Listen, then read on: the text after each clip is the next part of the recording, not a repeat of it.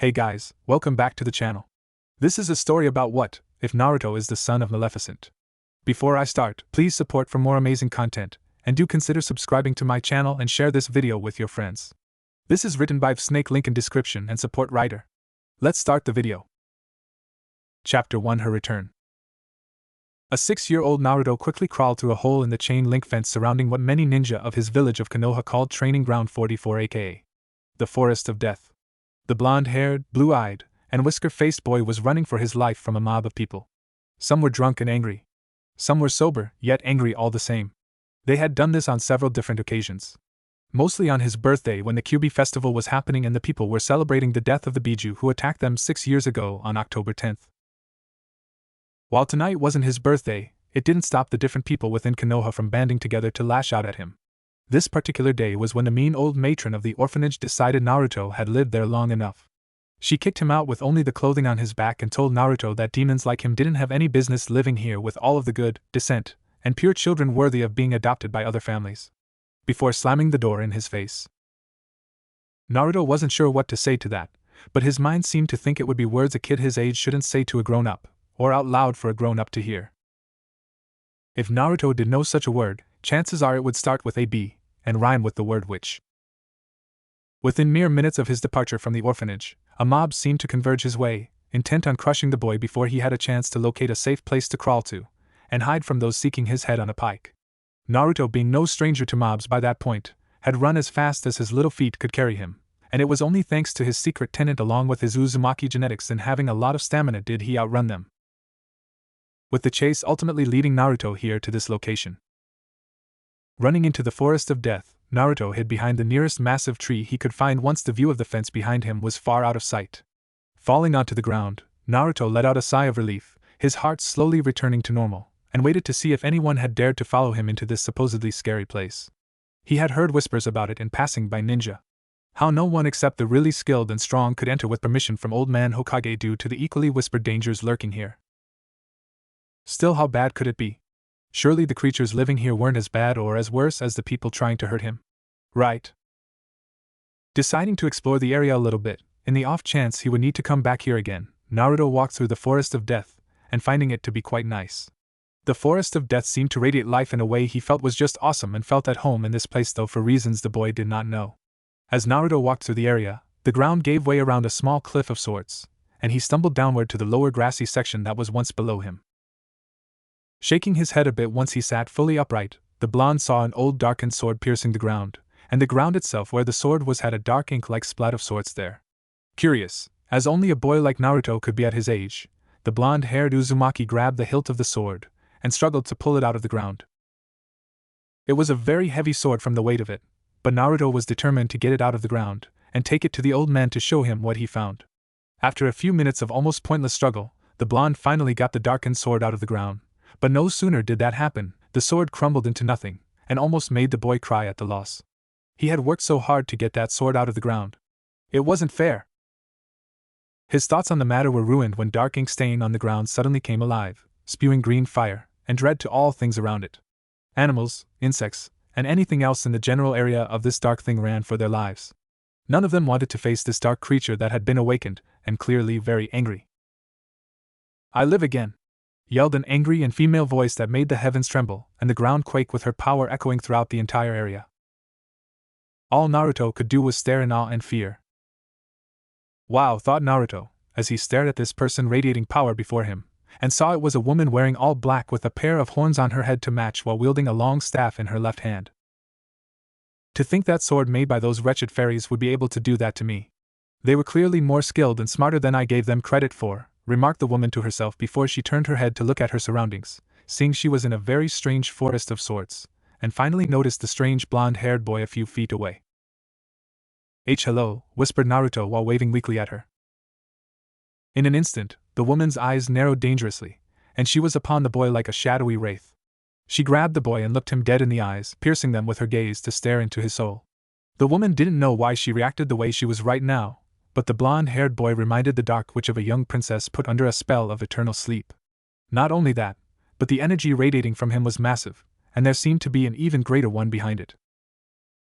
"What are you? Who are you? How are you here? Speak! commanded the Dark Witch, with the boy now looking horrified at making this powerful person angry just by being here. It was the villagers all over again. My name is Uzumaki Naruto. I'm a boy. I live in Konoha. We are in forest located around it, answered Naruto quickly while she held his shirt and he dangled there while moving his feet a little.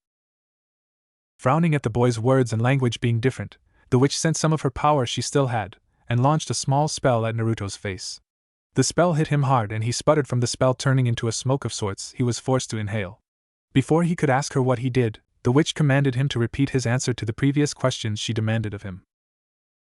And he did, which caused the witch to sigh in frustration. I know that you are boy, you twit. I mean, what are you in terms of a species? No human should have this much energy running through their body. I can feel and even see it with my own 2 eyes. You are overflowing with power. And what do you mean by you are from Konoha? Where is this Konoha? Questioned the witch, with Naruto explaining to her as best he could about the village nearby and what the people there did. That's all I know. I swear!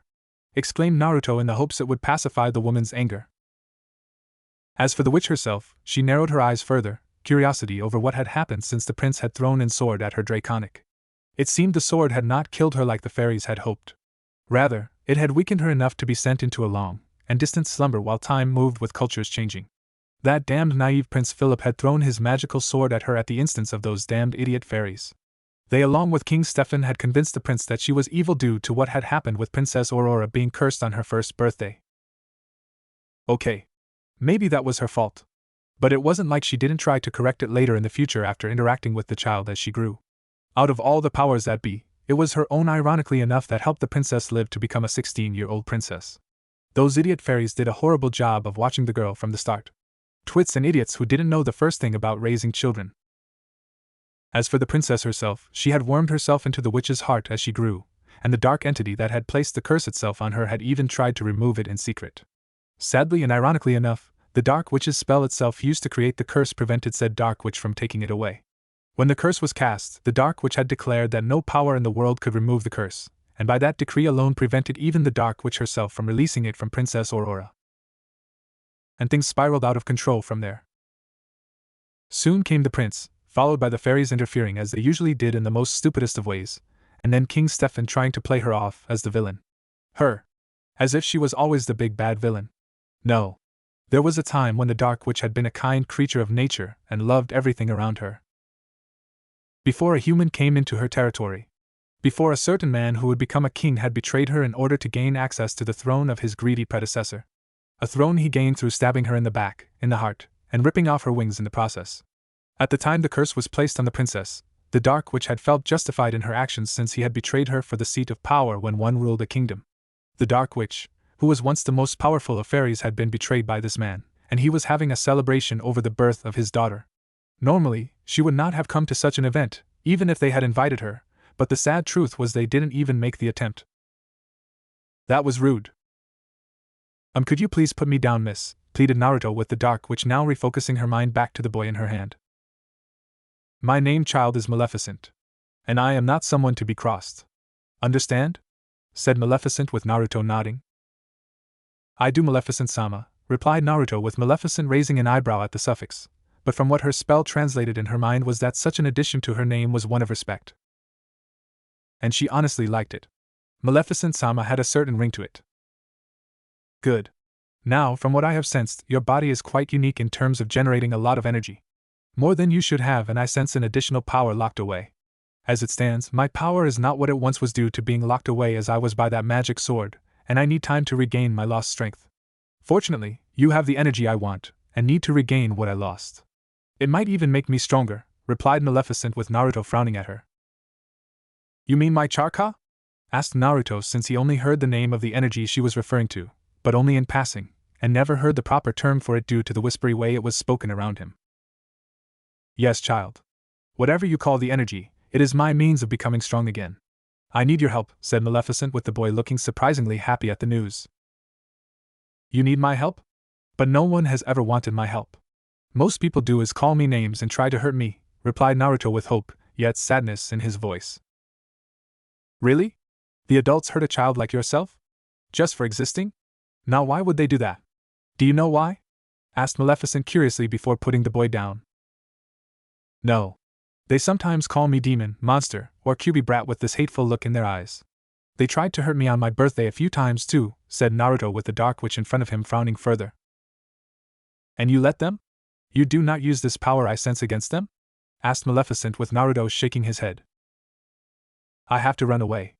I don't know how to use this power you say I have. No one has ever taught me about such things. I'm an orphan. I just got kicked out of the orphanage earlier today before I ran here and removed that sword you mentioned, explained Naruto with Maleficent looking surprised by this and decided to probe this matter further after she sat down on a giant rock not that far away. Most curious. Come here, child. Let me have a proper look at you, replied Maleficent sweetly now before patting her lap and motioned for the boy to obey. Not seeing a reason to ignore the request, Naruto did just that. With the help of Maleficent's magic, she elevated Naruto off the ground and onto her lap with ease before putting him to sleep while using that same magic to examine the boy in her own way. It would also help explain why she suddenly felt such incredible power residing within this blonde-haired child. What she sensed from him astounded and horrified Maleficent. First, the boy's body was anything but healthy right now. Clearly malnourished from the lack of eating, or the possibility of the child eating unhealthy things. She believed him now when he said people had tried to hurt him in the past. The boy had quite the list of physical injuries on his body despite them healing and not showing up by normal means of detection. However, her magic running over the boy easily told her about every past injury Naruto had sustained, what time it happened, and practically down to the most likely object capable of doing it. The boy had been hit with hammers, clubs, stabbed by swords, and other pointy stabbing weapons. The images were all appearing on the orb at the top of her staff, showing what hit where on Naruto's body, and found the long list to be surprisingly disturbing. Thankfully, that was the horrifying part she discovered about Naruto. As for the astounding part, someone had actually sealed a living entity into him. A powerful one. A creature of such incredible power that it far surpassed her of all people. Even at her best, Maleficent could not hope to match this power at its weakest, and felt the creature stirring with an intense rage-filled malice deep within Naruto. And while imprisoned in the boy, Maleficent could see it was having its power being sent through the strange network that ran through the child's system. It was impressive to say the least that the boy had his own vast power deep within his body, and even more impressive he didn't explode from having a much larger secondary power locked inside of him. This child was something special in his own way. Just like Aurora. If Maleficent knew one thing, it was seeing just how special certain people were, and this boy was indeed special. Aurora had softened her heart as the years went by and truly did regret putting the curse on the poor girl. Even worse at being forced to confess it to the girl when Aurora had asked if what those three stupid twits for fairies told the princess about what had happened on the day of her first birthday celebration. The only real joy she gained from the tragedy that followed was the fact she killed the stupid king in the end in her dragon form. She had intended to bring the prince to Aurora to break her curse on the girl, but the prince had listened to the fairies and using that damn magical sword. Throw it, one of them said. End her, they said. She had nothing against Prince Philip. He truly did love Aurora. That much was clear during all the fighting and confusion of who was the enemy during the chaos of it all. With any luck, Aurora was able to see the truth, and forgive her much darker fairy godmother after she woke up from that brief slumber caused by the curse. Maleficent hoped Aurora was happy in life with Prince Philip. Ka-san, whispered Naruto, as he snuggled deeper into the woman's black form, and surprised Maleficent in being called mother in his native tongue. Me? A mother?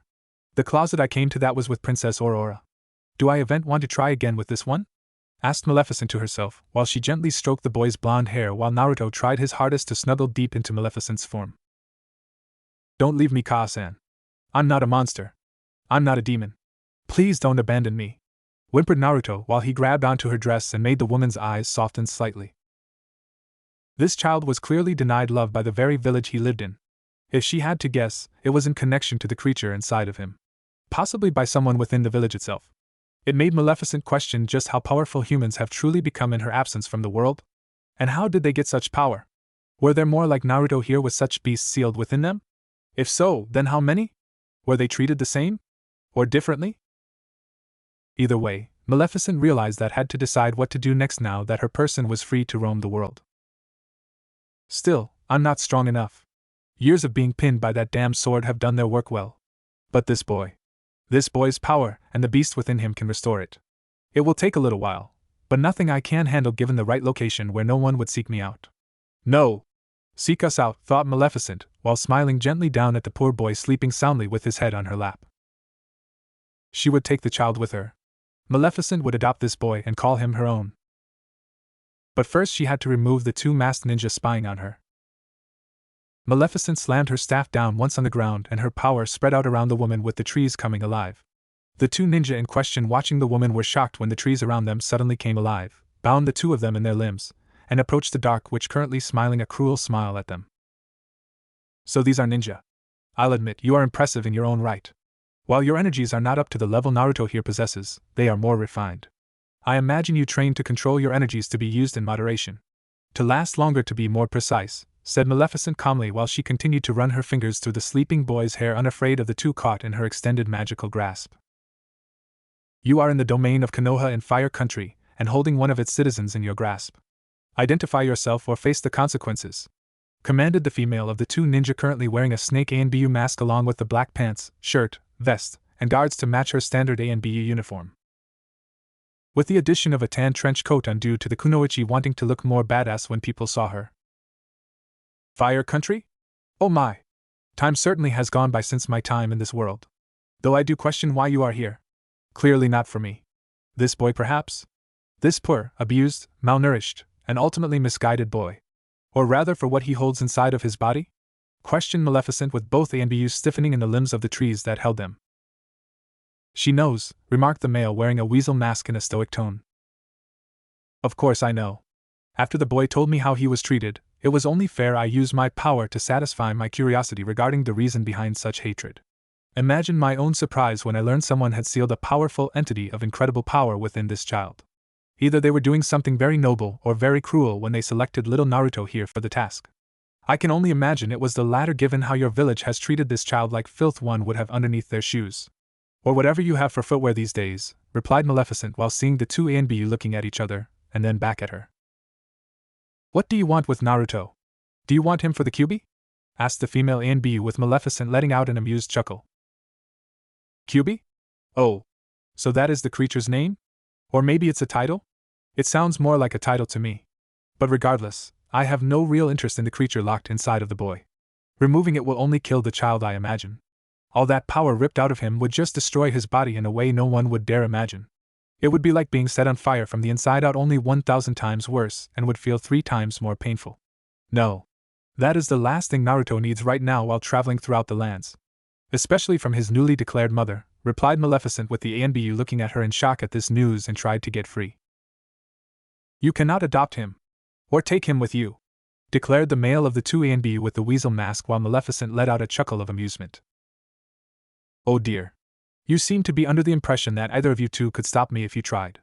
You can't, remarked Maleficent, while her amusement left, and her tone of voice was now ice cold.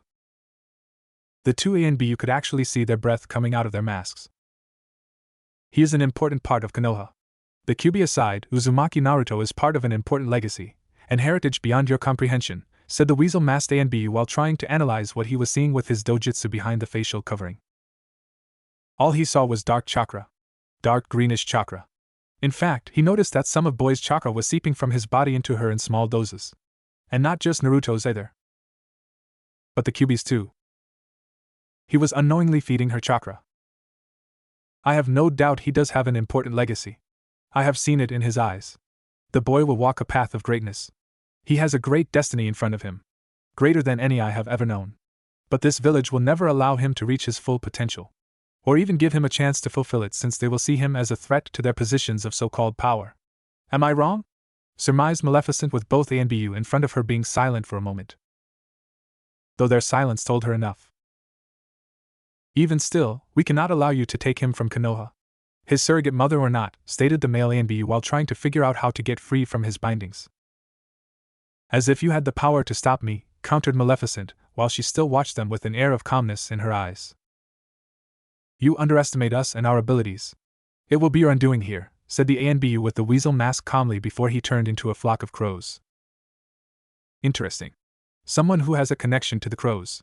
It reminds me of my poor pet and servant. Such a competent subordinate. So loyal. It is a shame one of those accursed fairies turned him into stone. Still, this gives me an idea on how to survive longer in this world. Not to mention I will need to ensure my new son is strong enough to stand on his own 2 feet when he is older, thought Maleficent, while sensing the male ANBU behind her lurking in the shadows with a sword in hand. How can this strange woman be so calm? Weasel is moving in right behind her with his sword at the ready to strike her down, and she acts like nothing is amiss, thought the snake ANBU, as she saw the woman just smile with amusement at the whole situation, and not a trace of fear in her eyes. Your stealth and mastery of moving in the shadows is impressive, young ninja.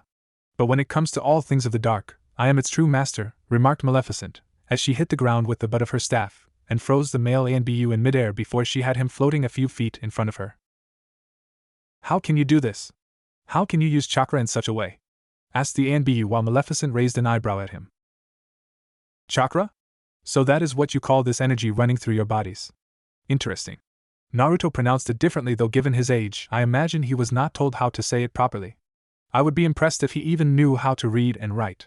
Given how people hate the boy so much in your village, I highly doubt it. And that, my dear ninjas, is most upsetting to me, remarked Maleficent, while she eyed the male ANBU with a cold smile that made the man nervous. This was a smile that promised pain to those she deemed worthy of such an act. So what are you going to do with us? If we don't return soon, our leader the Sandaime Hokage will send more, and I highly doubt someone as powerful as you can handle an entire army of ninja, said the snake ANBU with Maleficent's smile lessening a bit at the idea of facing so many of these ninja and their leader. Maleficent was not arrogant enough to believe her power could take on this entire nearby village of ninja, since there was quite a lot of them from what she could easily sense. Not to mention the leader of the village, if what the level of this chakra she could sense was to go by, was up there with Naruto's current level if not a little bit higher. Not to mention this Sandaime Hokage, as these two referred the leader of the Konoha, was more than likely the most skilled ninja of them all, and would push Maleficent to the brink with her given level of strength. Still, she couldn't let these two leave here to report back, and the former queen of the fairies had no doubt the little army of ninja in Konoha would be coming here anyway after they failed to do so in the first place. Maleficent needed a plan, and it just so happened one had come to her mind the moment she saw Weasel turn into a flock of crows to escape her temporary tree minion's branch. What am I going to do with you? Excellent question, my dear. I could just kill you. A simple flick of my wrist and neither of you would exist further in this world. But why do that? Not when I am in need of some subordinates. Not to mention instructors for my new son in the ways of the ninja, replied Maleficent with both ANBU looking shocked by this. As if we would ever willingly serve you and betray Konoha, exclaimed the snake ANBU angrily with Maleficent smirking at her. Willingly? Silly girl, I never said you would be serving me willingly. No. I have a far better idea in mind, remarked Maleficent before she aimed her staff at the male ANBU first and shot a blast of her magic at him. And to horror of the snake ANBU, her partner in this mission to retrieve Naruto had been turned into a crow with the ANBU mask falling to the ground. The now former Konoha ANBU ninja was struggling to fly before hitting the ground. What was even more interesting and horrifying to the snake ANBU was she saw the man now turned crow flying onto Maleficent's shoulder. The crow's eyes were crimson with 3 tomos. What did you do to him? Demanded the snake ANBU in horror at what she just saw. I thought it was obvious, dear. I turned him into my new crow. My old one was turned to stone a long time ago. I didn't have time to reverse the effects of the spell used following that, and given how long I have been away, he is more than likely lost to me. Given your fellow ninja's connection to the crows, I thought it fitting he should become one, and use his new power to serve me. Just as you will, my dear, replied Maleficent before covering the snake ANBU in her magic and saw the mask fall from the woman's face. I won't let you. I won't be used by another again. Not after last time, exclaimed the now terrified woman with tears in her eyes and struggling harder to break free. Hearing this, Maleficent frowned at what the woman meant, and sensed there was more to this woman than she first thought. Putting the woman to sleep, the dark witch gently put Naruto on a pillow she conjured up, and the former fairy looked for the irregularity she sensed in the woman in front of her now on the ground. After placing a single finger on the woman's back, Maleficent was able to identify the source to be some kind of foul energy, or chakra as it were, located along the neck area. Who or whatever created this was using a nature in a crude manner, barbaric even from what she could sense, and had even had the nerve to leave a piece of its soul in the woman's body. How perverse. Frowning further, Maleficent touched the seal on the woman's neck, and instantly felt the dark foul thing behind the seal trying to take some of her power. It was like a leech in its attempts if there ever was one. Fortunately, the thing was unsuccessful due to being too damn weak to take what did not belong to it, and the simple fact Maleficent was also too powerful for this thing to drain from the start. So you are the little beastie making this woman's life miserable. I can only imagine she wears this snake mask to hide her identity in order to live a moderate life in her village. Though that can only last for so long. Having you here, if I make her my new pet like this one, may hurt me in the future. I can't have that. Still, how to get rid of you? Whispered Maleficent curiously before she had an idea and attacked the seal on the woman with her magic in a way that removed the foul soul within it. And ultimately reformatted the seal itself, transforming it so the woman was bound to Maleficent herself instead of the create who gave this poor woman this mark. Once complete, Maleficent spun her right index finger in a circle, and turned the woman into a long python-like snake. It seemed rather appropriate in a sense due to the ANBU mask this woman had worn and the connection the dark witch sensed was to the snakes in a way similar to how the other had a connection to the crows. Waking his new pet up, the snake looked around, then at Maleficent before its eyes glazed over for a second with the snake eyes glowing with green magical fire. When it passed, the snake gave the dark witch a nod of understanding, and slithered up her free arm. "Ka-san?"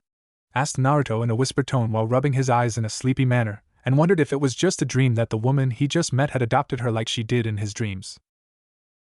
Until he looked over to see Maleficent looking over and smiling at him. "Yes, my son?" asked Maleficent sweetly while watching the boy's eyes light up at being called her son. What are you going to do now?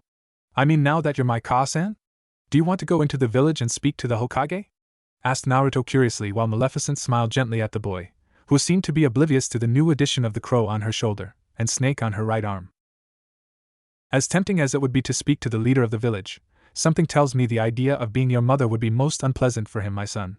I decided while you were sleeping that the best choice for us at the moment is to travel through the world and see what I have missed since my time away," replied Maleficent, while Naruto frowned, not in anger at not going back to Konoha, but rather over the simple fact she didn't trust the Hokage. But why? The old man was nice. He protected him from some of the meaner mobs in the past, and was sure to set things right if told what happened earlier with the current mob. Still, the idea of making his new mother angry, and have her leave him simply for even questioning her decision on the matter kept the boy from speaking out. His new mother seemed to know something he did not, and wasn't about to question the clearly wiser person between the two of them.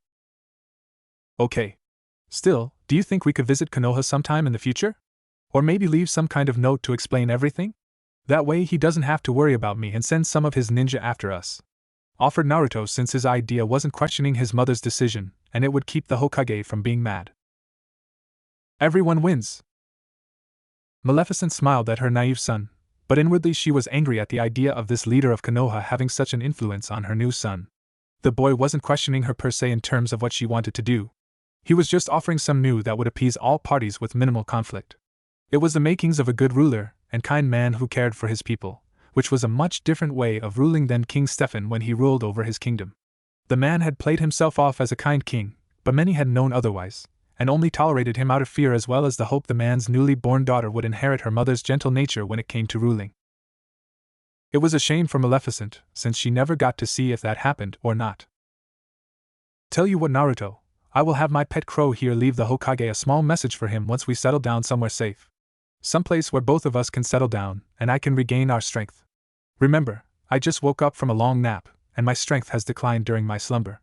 The people in your village, who do not like you, will try to take their anger out on me, and I cannot guarantee your safety if they try," explained Maleficent with Naruto's eyes going wide in horror. They would really do that?" asked Naruto fearfully with Maleficent nodding at her son. "In a heartbeat, my child. There is more than one way to hurt someone, as you well know, and not all of them are through hurting someone directly.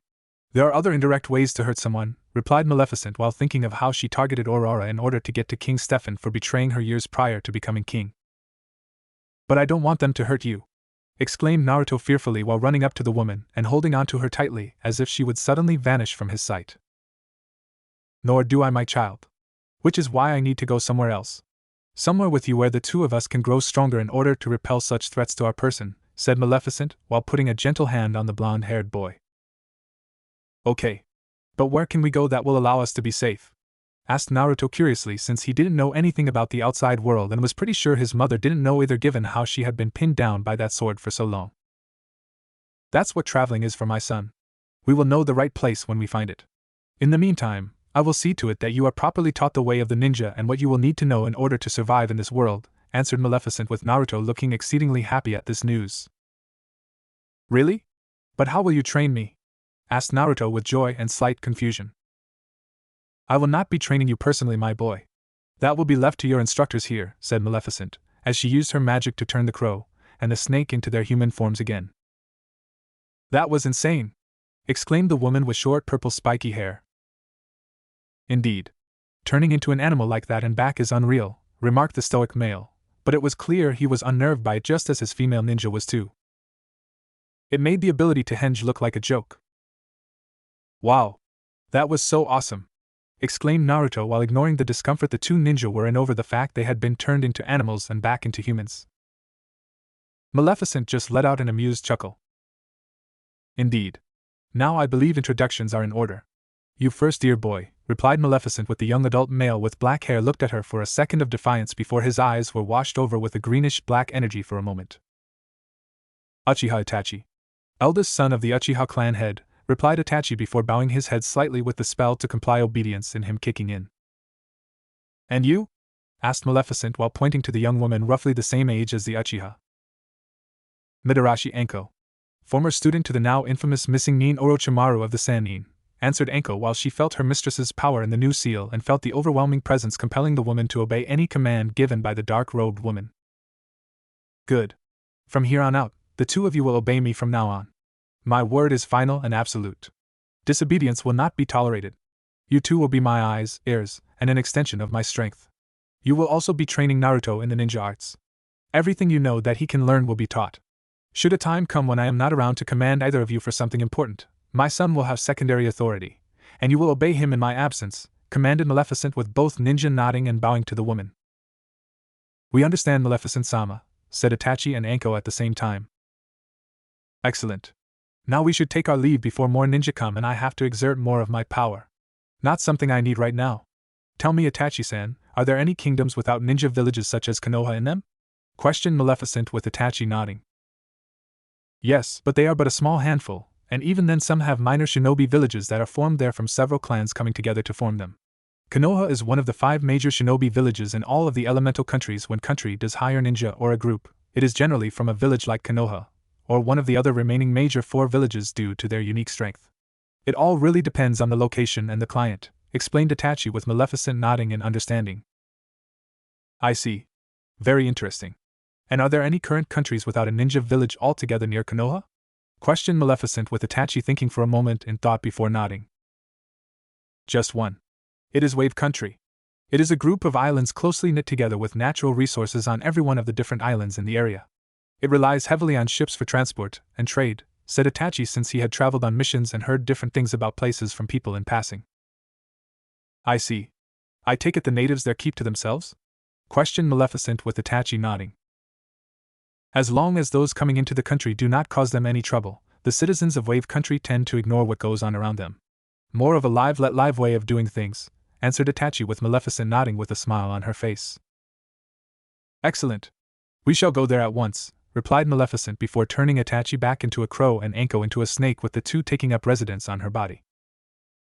Ka-san, would you turn me into an animal like you did Itachi-san, or like Anko-san? Asked Naruto curiously with Maleficent smiling at the boy. Maybe in the future, Naruto, but not right now, replied Maleficent with Naruto pouting a little at being denied the opportunity of changing into an animal. For some reason he saw himself being turned into a fox. Okay, replied Naruto in a depressing tone before he felt his new mother's hand on his shoulder. None of that, my son. We have a lot of traveling to do and are running short on time, scolded Maleficent with Naruto nodding since his mother clearly knew what she was talking about. Okay. Let's go to Wave Country, exclaimed Naruto happily with the woman in front of him that was his new mother smiling gently, and Maleficent offered the boy her hand, to which the child had taken without question. The path these two would walk would shift things considerably throughout the elemental countries. Chapter 2 Monarch of Wave. Maleficent and her little group made their way slowly to Wave Country with one of ease and grace befitting one of royalty. Granted, she could easily use her magic to transport them to the coast where Wave Country was located, but it would drain her considerably, and might need that strength in the near future. These days, from what Anko or Itachi had told her at night when resting, the world no longer had knights guarding kings, but rather samurai watching over daimyos of their respected lands. The names may have changed, but the duties both had were the same. The only difference were ninja. Who would have thought such a concept could be so useful in terms of a group of people who were used to be agents of the shadows for their country? To see what normally wasn't seen. To hear what was deaf to others. To do what others did not have the heart or courage to do when taking a life? Among other things. During that time, Maleficent did her best to educate Naruto, and had her two subordinates pick up most of the slack in shifts. Itachi would fly off in his crow form to scout the area on occasion, while Anko would teach Naruto the basics a child like him needed to know at a young age. Anko herself would hunt for food when it was Itachi's turn to teach the boy, but neither minded since Naruto was eager to learn. It was still difficult to teach such an energetic child, even one like Naruto given his Uzumaki genetics, but Anko as well as Itachi managed. They immediately found out that the boy excelled at learning when using actual examples and explaining things using hypothetical events. Maleficent watched her two subordinates with sharp eyes when they were teaching young Naruto, ensuring that her spells on them were indeed holding, and was pleased in seeing that they did. Given the nature of the world with this chakra energy being a part of it, the chance of her spells breaking was still a possibility, so she would check on its hold from time to time. The now truly happy boy was so eager to learn from them that he never once complained, even when a child his age should have at some point during the lessons taught. "We are here. Wave Country is just beyond these waters," explained Itachi while pointing to the distant land mass barely visible from where they were. "Is there a harbor nearby for us to take a ship?" asked Maleficent with Itachi shaking his head. "Sadly no. Wave Country has a fear of invasion by sea, so all ports in this area are located and controlled on the island. The only way to get to Wave Country is by boat, and you have to take one controlled by someone from the country itself. The boats only stay here on the mainland for a short time though," answered Itachi with Maleficent frowning at this with Naruto doing the same while trying his best to imitate his mother. "I see. Looks like we'll have to cross another way," remarked Maleficent before she hit the ground with her staff, with her power washing over the water in front of them and making a bridge of water appear in front of them. "Wow! That is so cool!" exclaimed Naruto with Maleficent smirking while Itachi and Anko were shocked to see such power and controlling the elements. "Very impressive," remarked Itachi with Anko nodding. "Perhaps, but it's not as difficult to do as it is to sustain with so much water in front of us. Come, my son. We must cross our watery bridge now. I can only hold this for so long. No sense in just standing here like a bunch of twits," replied Maleficent with her son nodding and once more holding her hand tightly while fearlessly walking on their watery path. The boy had complete unwavering faith in his new mother. Itachi and Anko cautiously walking right beside them while hoping this temporary bridge made out of water didn't suddenly collapse on them. "Tell me, my son, what do you intend to do with your life once you are old enough? What do you wish to be when you become an adult?" asked Maleficent, since she was curious what her new son's hopes and dreams were. "Well, I think I want to be a ninja. A strong one. Like the Hokage. That way, I can help you in any way I can should you need me," exclaimed Naruto excitedly while Maleficent smiled at him. "Like the Hokage? So you would want to be the leader of Konoha?" asked Maleficent while keeping the idea of that village having her son back out of her mind and pictured it as just a smoking crater filled with corpses. "I don't know. Maybe. But I don't know if they would even accept me when I'm strong enough and I came back. I think I would like to be similar to him, but with a village of my own if I have no other alternative," answered Naruto, since he had heard ninja who left Konoha without permission were considered bad and those that came back were punished badly. And given how Konoha already hated him, chances are he would be doubly punished. "Similar to the Hokage and Konoha?" questioned Maleficent, while looking back at Itachi to explain it to her. "I believe young Naruto-kun wishes to become a kage of his own ninja village. Each major shinobi village has a kage. Iwa has the Tsuchikage. Kumo has the Reikage. Kiri has the Mizukage. And finally, Suna had the Kazekage," explained Itachi, since he knew this from his history lessons surrounding the other villages. "And the minor villages?" asked Maleficent, since Itachi had mentioned them before in a previous conversation. "They naturally do have leaders, but none of them are recognized by the major shinobi villages as a kage. They try to make themselves appear as if they are a kage, but their actual strength leaves much to be desired when compared to the major villages," replied Itachi with Maleficent nodding and getting a better idea of what this world was like with each passing moment. "We will worry about them last. For now, we need a place of residence in this land, and I refuse to let my son live in some tiny shack.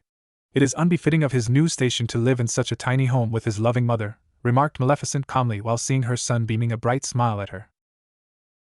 "I don't care where I live so long as you are with me, Ka-san," replied Naruto with the woman smiling at him, and knew he meant well.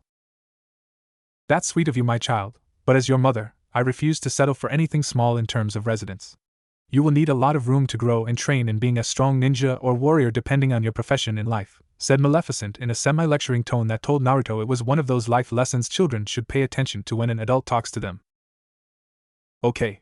I think I understand, said Naruto, though it was clear he was still trying to wrap his head around it. Not quite, but don't worry, my son. You will learn in time, replied Maleficent before they reached land and the bridge made entirely of water collapsed once all parties had their feet on the ground. Neither Itachi or Anko questioned whether their mistress did that on purpose or not. Given your status, Maleficent-sama, I would humbly suggest we try seeking the Wave Daimyo for proper residence befitting your station, offered Itachi, since he wasn't sure what that station was, but figured a woman of such power was either an advisor to a rule of a country in the past, or quite possibly had been a ruler. Agreed. Seeing this kingdom's leader would be most beneficial to us, said Maleficent calmly, but Itachi along with Anko knew better since they sensed the hidden meaning behind her words. The group made their way into the nearest town, drawing a lot of eyes from the people to Maleficent, due her attire was not what you call standard. They instantly wondered who she was? Who was the child? And who were the two people slightly behind her?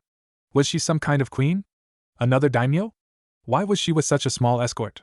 Did her country fall in a war? Was she on the run from her country's enemies? Was she in exile? Eventually, Maleficent decided to ask someone about the village's daimyo, and wanted to know the location of the leader's residence. The person she asked was an elderly man named Tazuna, who sadly enough had been drinking when she approached, and his booze-like breath made Naruto cover his nose since it was that potent. It was here that Naruto learned the valuable lesson to never ever drink such liquid unless such a thing was necessary, and in small moderated doses. Still, it got Maleficent where she wanted to go, and the reason why the woman was now standing in front of the feudal lord. The man was gazing at her in somewhat awe with a hint of fear, since her horns were no doubt the reason for such a thing. Itachi had secretly whispered to Maleficent that her attire no doubt made the Wave Daimyo believe she was the wife of the devil, or at the very least his daughter. It was actually a compliment in some ways, since Maleficent imagined such a woman to be quite beautiful. So you see, your majesty, my son along with my entourage wished to stay in your country for a time. Alas, the homes I have seen so far to possibly live are too small for what I feel is required of us. If you could perhaps allow us to stay here in your large castle, I could offer you my assistance in matter, and these two skilled ninjas for further protection of your person, said Maleficent after explaining her situation about being on the run from her enemies seeking to destroy her, and was trying to find a place of safety for her son. Naturally, the lie was surrounded by tidbits of truth. The man in front of her was unsure he could trust Maleficent. Her words were sweeter than honey. The woman's appearance, while dark, seemed to do nothing in terms of terrifying the child next to her. As for the two ninja behind them, it was clear they had the stance of veterans of their profession, and were capable of protecting him if he chose to employ this woman as his advisor. Of course, who was to say the woman wouldn't secretly order them to kill him, and make it seem like an accident? Many ninja have thought employment with nobles, only to be the ones to stab them in the back because they were paid more by another client in advance to get close, and perform the dirty deed at the most proper time. Who was to say this strange woman could give the word and his life would end here on his throne? How do I know you won't try to usurp me in the future? The words of an advisor are not something I have to take into consideration. You could speak to me all you want about the different ideas and opportunities for this country, but my decision is ultimately the one that is final. You could say to do one thing, but I do the other. Will this cause friction between us? Questioned the Wave Daimyo, with the man looking at the woman smiling at him in an alluring way. Was she hinting to him her desire for his person? Of course not, your majesty. Far from it. An advisor is simply that. An advisor. One who provides his or her own wisdom to the discussion. Whether the recommendations of the advisor are put under consideration is entirely up to someone like yourself to decide. If you choose not to listen to my recommendations on any matters I get involved in, I will respectfully understand, and simply bow out of the conversation unless necessary, said Maleficent, while Itachi and Anko glanced at each other for a second with concern, since they knew deep in their hearts that was not the case. Naruto simply smiled with pride in his mother's choice of reasoning. She was so wise in his mind. I see. Very well. I will allow you, your son, and 2 ninja bodyguards to stay here in my castle under my protection in being my advisor. However, under no circumstances will your authority usurp mine in matters of my country. Am I understood? Said the Wave Daimyo, while seeing the horned woman instantly bowing in front of him in acceptance to this matter. Of course, your majesty, replied Maleficent, while internally she was enjoying this man's foolish belief that his authority was absolute. It would be the exact opposite within the next coming month. Of that, she would be most certain. No one commanded the great Maleficent for long and lives to tell the tale. But for now, for the good of her son, Maleficent would play the humble advisor to this daimyo, and when the time came she would strike. Konoha 2 weeks later. Are you telling me that neither Naruto, Itachi, or Anko have been found yet? After searching for roughly 2 weeks straight? Demanded the Sandaime Hokage with the ANBU Captain Ox nodding his head. Yes, Hokage-sama. We have searched high and low for all 3 of them. Several of the Inuzuka clan members we have on tracking teams determined they were in the forest of death around the time of their disappearance. They smelled something was off about the area upon arriving on the scene and made the dogs with them very nervous. Something was in the area that spooked them, replied Ox with the Sandaime frowning. Nervous about what? Did they smell the Kyuubi's chakra? Asked the Sandaime with Ox shaking his head no. No, Hokage-sama. I asked, and they said it was something else. While the chakra is not as potent in terms of evil like Kyuubi's, it was something one does not shrug off or ignore in terms of a threat. What's more, they caught the scent of Itachi and Anko in the area becoming different, answered Ox with the Sandaime frowning further. Different? In what way? Asked the Sandaime worriedly. It's difficult to explain, Hokage-sama. From what the Inuzuka smelled, both ninja went from being human to that of animals. Specifically the sense of a crow and a snake, said Ox with the Sandaime looking confused by this. Itachi did have a contract with the crows, but as far as the Hokage knew regarding them, a sage mode did not exist, so turning into a giant crow-like entity was not possible. Even for a young prodigy like Itachi. As for Anko, snakes was in the field of his old student-turned-traitor Orochimaru. Just great. The councils were going to have a field day with this. First, they would claim Anko was a hidden spy of Orochimaru, and demand she was placed in the bingo book. They would claim Itachi was a traitor as well, with even more suspicion placed on the Uchiha clan rising ever since the Sandaime's so-called advisors mentioned the Uchiha clan's connection to the Kyuubi. And the mention of that name would really send them all into a frenzy, since many either wanted the Uzumaki boy dead, a mindless tool to be used as a weapon of war, or didn't want to get involved unless it was to their benefit without the risk of being labeled demon lovers by the populous majority of the village. I see. This foul chakra they smelled, was it possibly Orochimaru? Asked the Hokage with Ox shaking his head no. No, Hokage-sama. The chakra scent was not Orochimaru's scent or his chakra signature. It was something else entirely, replied Ox with the old Kage sighing at this news. Well, at least it's not that. Anko I can save, but Itachi, and Naruto not so much. Many will think the fox somehow took control of the boy, called forth a loyal minion, and trapped 2 of my ninja under some kind of animal transformation. I don't know what I'm going to do, thought the Sandaime, since he needed to provide damage control over this. We also have the matron in custody, Hokage-sama. She was trying to argue about her right to kicking any child out of the orphanage at any time. The woman claims you have no right to punish her for throwing the Kyuubi Jinchuriki out. Also, around the time she did it, the mob we caught had formed, and chased the boy into the forest of death from those Ibiki interrogated. Her name was mentioned by at least 3 different people from that mob, added Ox with the Hokage's eyes narrowing. Did you see now? Such a statement sends a bad precedent regarding the children in all of our orphanages. Send her to Ibiki. I want to know what she did regarding Naruto, and how that mob we heard about and caught formed so fast to chase the boy, commanded the Hokage with Ox bowing before leaving in a swirl of leaves. We messed up, sensei, remarked Jiraiya now on the window with his sensei looking at him before nodding in agreement. I know, Jiraiya. I tried to keep things from getting worse, but the years go by, and I get older in the process, remarked the Sandaime in a tired voice. Why did you cut out the Uzumaki clan from the history books? You know that was a direct spit in the face to the Uzumaki clan itself. Not to mention Kushina and Mito. If they were alive right now, the 2 of us would be beaten to death, brought back by the use of the Edo Tensei, and killed violently all over again, replied Jiraiya with his sensei nodding in agreement. It was done to protect him. I agreed to the terms on the condition that such information be made accessible to Naruto when he was old and strong enough or became a chunin, replied Hiruzen with Jiraiya snorting at the compromise. Like the village will let him live that long or get that strong from the start.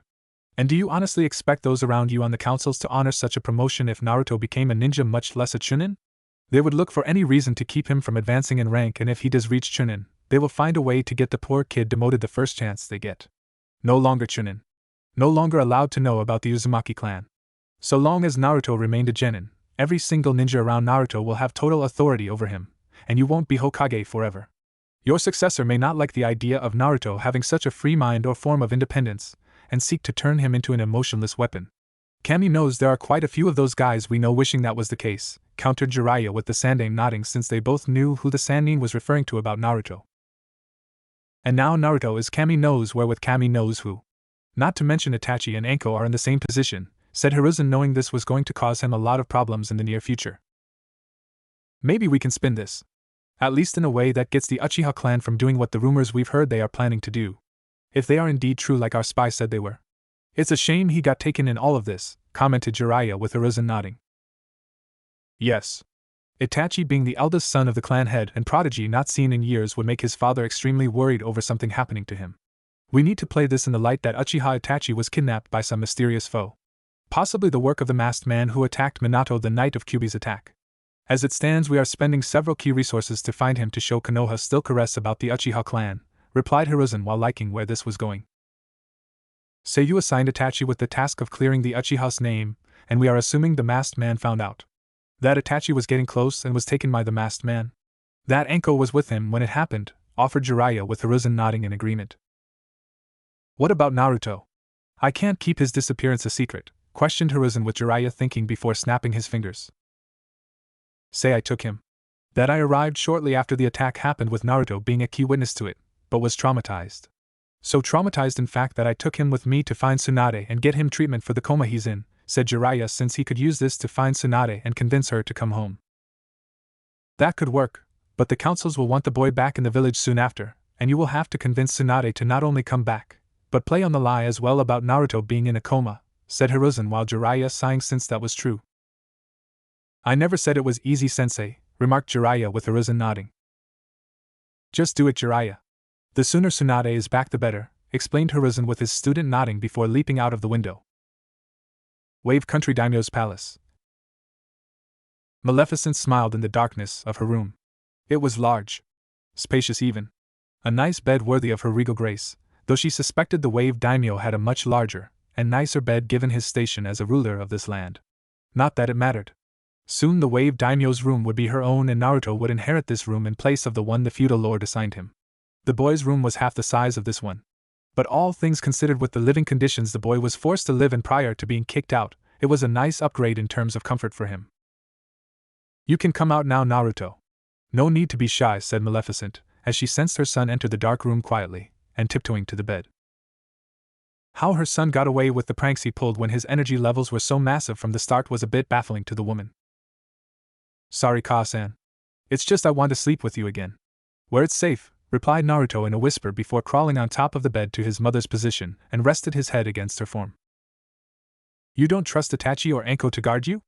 Even after all this time being with us and here in the daimyo's castle? Questioned Maleficent while wondering if the two even knew the boy got away from them. No. Nothing like that, Ka-san. They were doing just fine. But I don't like being away from you. I'm afraid, said Naruto with Maleficent now stroking his blonde hair gently to soothe the boy's nerves. Even after all this time you are still afraid I will leave you? That all this will be a dream? That I never existed and you are still at the orphanage with the cruel matron waking you up only to kick you out all over again, surmised Maleficent with Naruto nodding at her words. Yes, Ka-san. I just want to stay here and sleep beside you. To convince myself that this isn't a dream. It's actually real. That my new mother does exist and not something from my imagination. Please let me stay, pleaded Naruto in the hopes she wouldn't deny him. Of course, child. I understand your fears. I will never leave you. However, I don't expect you to cling to me at the first sign of trouble in your life. I expect any child I call my own to stand on their own 2 feet when the time comes to face an enemy that will try to take from you. Do you understand, my child? Explained Maleficent with Naruto nodding. I know you do, Ka-san. I want to be strong. I just want to enjoy this moment with you while I can, replied Naruto sleepily before his slumber took him. Such an interesting child. So loving. To think your village hated you for something that was clearly not your own doing. For shame on them all. The lot of them. No matter. You will one day have your revenge on them, my son. Not today and certainly not tomorrow. But one day well into the future, a day will come where you will decide their fate, and the lives of those around you. The only question now will be at the time of their judgment is, will they rejoice at your return? Or will they ultimately be damned by your wrath you wish to unleash upon them?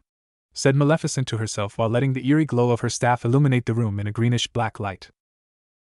All the while, Naruto's chakra, and the Kyuubi's to some extension went into her body to make it stronger. Maleficent had been doing it since they started their short little travel to Wave Country. The walk itself could have been shortened by either using magic to teleport, or the use of her own wings, which she was able to retrieve in order to enter her draconic form. Alas, she didn't choose either option because it would have drained her of strength, and needed to secretly take the boy's chakra from him in order to replenish her energies. Even now, this was a good time as any to siphon it from the boy while he slept in the knowledge it would restore itself well within the hour. By that point she would stop her action in order to get some sleep herself. Tomorrow she would have to punish Itachi and Anko for not catching the boy's escape from his room. Not that she really minded since it allowed the woman to take some of his chakra, but the last thing Maleficent needed was someone else getting by them that was not her son, and had foul intent to end their lives. Oh yes. Their mistress would indeed remind them that her dark power was not only to go unchallenged, but to be feared should they fail in their assigned duties. And they did fail her here tonight. The next morning. Maleficent-sama, we deeply apologize, Aya, exclaimed Anko, as she fell to the floor in pain, having been on her knees bowed in submission before the Dark Witch, and the magic wheel being used to punish the kunoichi. Silence. You both disappointed me. I asked you both to protect Naruto last night. To guard his room with him in it. Surely it must have surprised you that he was not in his room this morning, but rather in mine? Questioned Maleficent, while the two ninja now in her room after being called kneeled and had been shocked to see a sleeping Naruto lying next to the woman resting comfortably on the large bed. How did he escape them? With respect, Maleficent-sama, ninja from Konoha with far more experience than us have been unable to detect Naruto, and many of them were skilled censor ninja, said Itachi while keeping his eyes down, and did his best not to look at the withering in pain Anko. And you think that excuses you? It only makes it worse. Clearly Konoha's censor ninja are either too weak, blind, lazy, or stupid to detect my son. Imagine if an assassin were able to mimic Naruto's way of staying undetected and was seeking to kill us. Not only would they have succeeded, but it would have been because of your incompetence that it happened. That changes today, stated Maleficent coldly while Naruto whimpered and moved to snuggle deeper into his mother for bodily warmth. She quickly switched into a mother to gently coo and shush the boy while whispering everything was all right and that his mother was here. With all due respect, Maleficent-sama, we need to continue training to keep our skill level up. While our skills are fairly high for our age, we need to do more to get stronger, explained Itachi with Maleficent nodding at his words and was clearly pleased, if only slightly, that they intended to prevent another failure on their part. Good. See that you do. When one or both of you is with Naruto for his own training, you will teach him as well as train yourselves. Anything less than a hard day's worth of such an act will not be tolerated, replied Maleficent, while Anko stopped being in pain on the ground and slowly rose to her knees once more. Rest assured, Maleficent-sama, we will train ourselves to prevent anyone from harming you or Naruto, replied Itachi while Maleficent nodded and smiled at the Uchiha. With all due respect, Maleficent-sama, if both Itachi along with myself are watching over Naruto, who will be protecting you? Asked Anko with Maleficent narrowing her eyes. I assure you, dear girl, I am more than capable of protecting myself. Such days will be rare, and the only reason I would call you to my side is to have you carry out a mission that requires your unique set of skills, replied Maleficent with both ninja nodding in understanding. What do you wish us to do now, Maleficent-sama? Asked Itachi with the Dark Witch humming to herself in thought. First, we need to eat. Bring us some food in here immediately. Something delectable. Fresh fruit will suffice for now, commanded Maleficent, while seeing her son was still malnourished despite the last few days of giving the boy more than enough food from all the hunting Itachi and Anko had done since heading to Wave. Even the small banquet last night to celebrate Maleficent's position as the Wave Daimyo's advisor did little to stem the boy's skinny body being noticeably undermanaged. Though it did reinforce the story told to the feudal lord about how they were on the run, and they had struggled to survive getting to a land where they could be safe. Yes, Maleficent-sama, replied Itachi before he and Anko left to get something for their mistress. Ka-san, whispered Naruto with Maleficent looking down slightly at her son. Yes, child? Asked Maleficent curiously. Do you know why people in Konoha hate me? Asked Naruto while Maleficent stayed quiet for a moment. Why do you ask? Questioned Maleficent, while Naruto paused as if unsure if he should say anything. I overheard some things when we were traveling here. When I was sleeping at night, I always keep myself somewhat awake, and heard you talking with Anko-san and Itachi-san. You talked to them about the Kyuubi, me, and a seal in the same sentence, said Naruto with Maleficent looking a bit shocked by this since she didn't expect him to hear that particular conversation. Such a perceptive child. But to answer your question, yes, my son. I do know why you were hated in your former village. I now know why they treated you so badly, replied Maleficent with Naruto clutching her smooth black clothing even tighter. Can you tell me? I want to know, said Naruto since he felt it was only fair that someone tell him why he was hated and didn't lie about it. Very well, child. I will tell you what I was told by Itachi and Anko. It all started on your birthday. On the night of October 10th. A night that would also claim the life of many and would earn you the misguided hatred of many in Konoha for it, replied Maleficent before going into detail of what she knew from Itachi and Anko, who were in the village that night, while using the orb on her staff to show him the events that unfolded. A red-haired woman named Kushina crying out in pain from giving birth. A masked man with a Sharingan similar to Itachi's, but calling himself Uchiha Madara appears, killing the woman's protection detail and midwife. A battle between the masked Madara and the Yondaime Hokage with baby Naruto as the prize. The Yondaime Hokage being the victor, but it was a trick for Madara to get close to the Kushina to rip out the fox. The woman cries out in pain. Cries that were muffled by the roar of the Kyuubi and the rampage that followed through Madara's machinations. Another battle following with the Yondaime freeing the fox from Madara's control. The cries of an infant echo into the night, getting the Kyuubi's attention. The Biju has a look of realization of what it to happen if it does nothing. The Biju moves to kill the child with large clawed paw. The man and woman move to intercept the claw, both taking the hit, and using the last of their strength make the sealing a success. Both of them saying how they love their son before they die. Moments later, only a child's crying can be heard, and the appearance of the Sandaime Hokage is seen coming out of the shadows to inspect what has happened. A meeting of those in charge of the village soon appeared, and a heated debate over the future of the boy is echoing throughout the room. Some wanted the boy killed. Others controlled as a mindless, emotionless tool for a weapon. Others said nothing while seeing which side of the argument they should take to better prove their standing in terms of protecting their own families from the future backlash their choice would make. Flashback meeting room. The demon must die. Look at the carnage caused by it. Our beloved Yondaime-sama was killed because this beast, exclaimed a civilian council member with many calling for the death of the baby. The child is our new Jinchuriki. A weapon. Killing the boy now would be even more damaging to Konoha. He should be given to me. I can turn the child into a loyal Konoha shinobi and unleash him on our enemies, replied Danzo, while in his mind he thought of everyone in this room as well as many in the outside world as his enemies.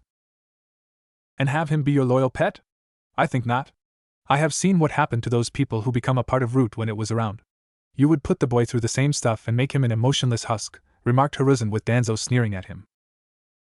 And what would you do, Hiruzen? Let him live a life of ignorance. The boy deserves nothing but our contempt, and should be kept locked away in a controlled environment, said Danzo with Hiruzen scowling at the idea of doing that to Minato's son. There is also the issue of the knowledge of the Uzumaki clan being a part of Konoha's history. If this boy is indeed an Uzumaki, how do we handle the situation about the village history in connection to them? Asked Shibi, since he had no problems with the boy being alive, much less a Jinchuriki, but he knew that the boy would seek to learn more about his family when old enough, and given the last name could make things a bit difficult with the rest of Konoha's populace. Simple. We remove it. Every scrap of information about the Uzumaki clan should be destroyed. They are gone. Extinct. We don't need to honor those whirlpool foreigners and freaks, exclaimed Hirano Sakiri angrily at the idea of Kushina being allowed to live in Konoha after leaving Whirlpool before its fall. Are you insane? Konoha is only alive and strong as it was because of the Uzumaki clan since this village's founding. Uzumaki Mito was the Shodaime's wife. You would spit on two clans who helped build Konoha, exclaimed Sim in protest, since she saw this as an act of disloyalty and went against the principles of the Inuzuka clan. Enough. As it stands, the boy can't know about the Uzumaki clan. At least, not while he is growing up. With no one in Konoha outside of the boy being Uzumaki, no one can teach him what he should know about his clan, and will have to wait until he comes of age or is strong enough to claim everything connected to the Uzumaki clan. When that happens, Naruto will be told about the Uzumaki clan, and given full control over all the things pertaining to it, declared Hiruzen, much to the anger of the civilian council, the displeasure of Danzo, Koharu, and Hamura, while Uchiha Fugaka looked like someone had told him his prodigal son Uchiha Itachi was not his child. What about the boy in general? How will he be raised? Asked Hayashi curiously, while the many in the civilian council were calling for the boy to be left abandoned in the street in the hopes a wild, angry dog would come along to tear the boy to pieces. Silence. The boy will be raised in an orphanage. He will make friends and bond with children his own age to ensure any question of his loyalty in the future does not happen. Also, no one is allowed to tell the younger generation about Naruto being the Kyuubi Jinchuriki. It will cause them to hate and fear the boy and thus cause more problems in the future. Anyone who goes against this decree will be executed, regardless of their rank or position. When the time comes, I or someone trustworthy I assign to the task will tell the boy the truth, and inform him of what he holds. Am I understood? Said the Sandaime Hokage, with many disliking this decision and its different aspects regarding the boy for different reasons. While we all understand this, Hokage-sama, you must realize this ruling swings both ways in terms of protection for the boy, offered Uchiha Fugaku, with the Sandaime narrowing his eyes. Explain, commanded Hiruzen coldly. If these laws of yours are meant to protect the boy from violence, then the laws should also prevent anyone from aiding him as well. The boy must stand on his own 2 feet alone without help from you or anyone else in Konoha, replied Fugaku, since he had long since adopted the Uchiha Madara way of doing things surrounding how the Uchiha clan was meant to be as the strongest. This sink or swim kind of policy. I agree. If the boy is indeed an Uzumaki, he needs to endure any hardships that come with being a Jinchuriki. While no one will harm the boy, no one is allowed come to his aid either, added Danzo with a smirk, knowing he could use this to his advantage. And what if he is being attacked first? Are you saying no one is allowed to stop it? Questioned Shikaku with a raised eyebrow. No. Of course not, but if the boy were attacked, he shouldn't be saved right away. It would make him think he's untouchable and arrogant. All the same, I believe that the punishment for such an act on our weapon should be minor at best. A mere fine for the act seems to be appropriate, remarked Danzo casually, with many of the clan heads disagreeing with that statement. A mere fine? For beating up a child? It sets a bad precedent, Danzo. What about other children in Konoha? What if they face such abuse? The abuser could use such a thing to get away from the stated imprisonment on such a weak penalty for hurting a child, said Sum, as she was thinking of her eldest, and even her recently born pup for a son. This would be exclusive only for the Jinchuriki. Every other law regarding the abuse of children would apply to normal children, explained Danzo, so it would further encourage support from those that wanted to hurt the child while appease those with children and were thinking of their own. No! The abuse of a Jinchuriki in any state will jeopardize the seal. I highly doubt anyone here wants to see the Kyuubi break out simply because some fool wishes to hurt the boy, knowing this would be the end result, stated the Sandaime, with many grumbling at their chance of hurting the boy being denied simply because the seal would weaken and their revenge against the fox would be their undoing. The Kyuubi still needs to be punished. And since the boy holds the fox, he is guilty by association, exclaimed Haruno Sakiri, with many on the civilian council agreeing with the idea of the boy being punished along with the fox. We already set the ground rules for the boy. No one is allowed to hurt them. If they do, the attackers will be sent to Ibiki, and then executed for their crimes. I will not have our village Jinchuriki crippled simply to satisfy your bloodlust, exclaimed the Sandaime, with the man slamming his hand down and shaking the room with his power. Then I take it the terms are final? Asked Kohara, knowing when her former teammate had made his decision on a matter. Very well.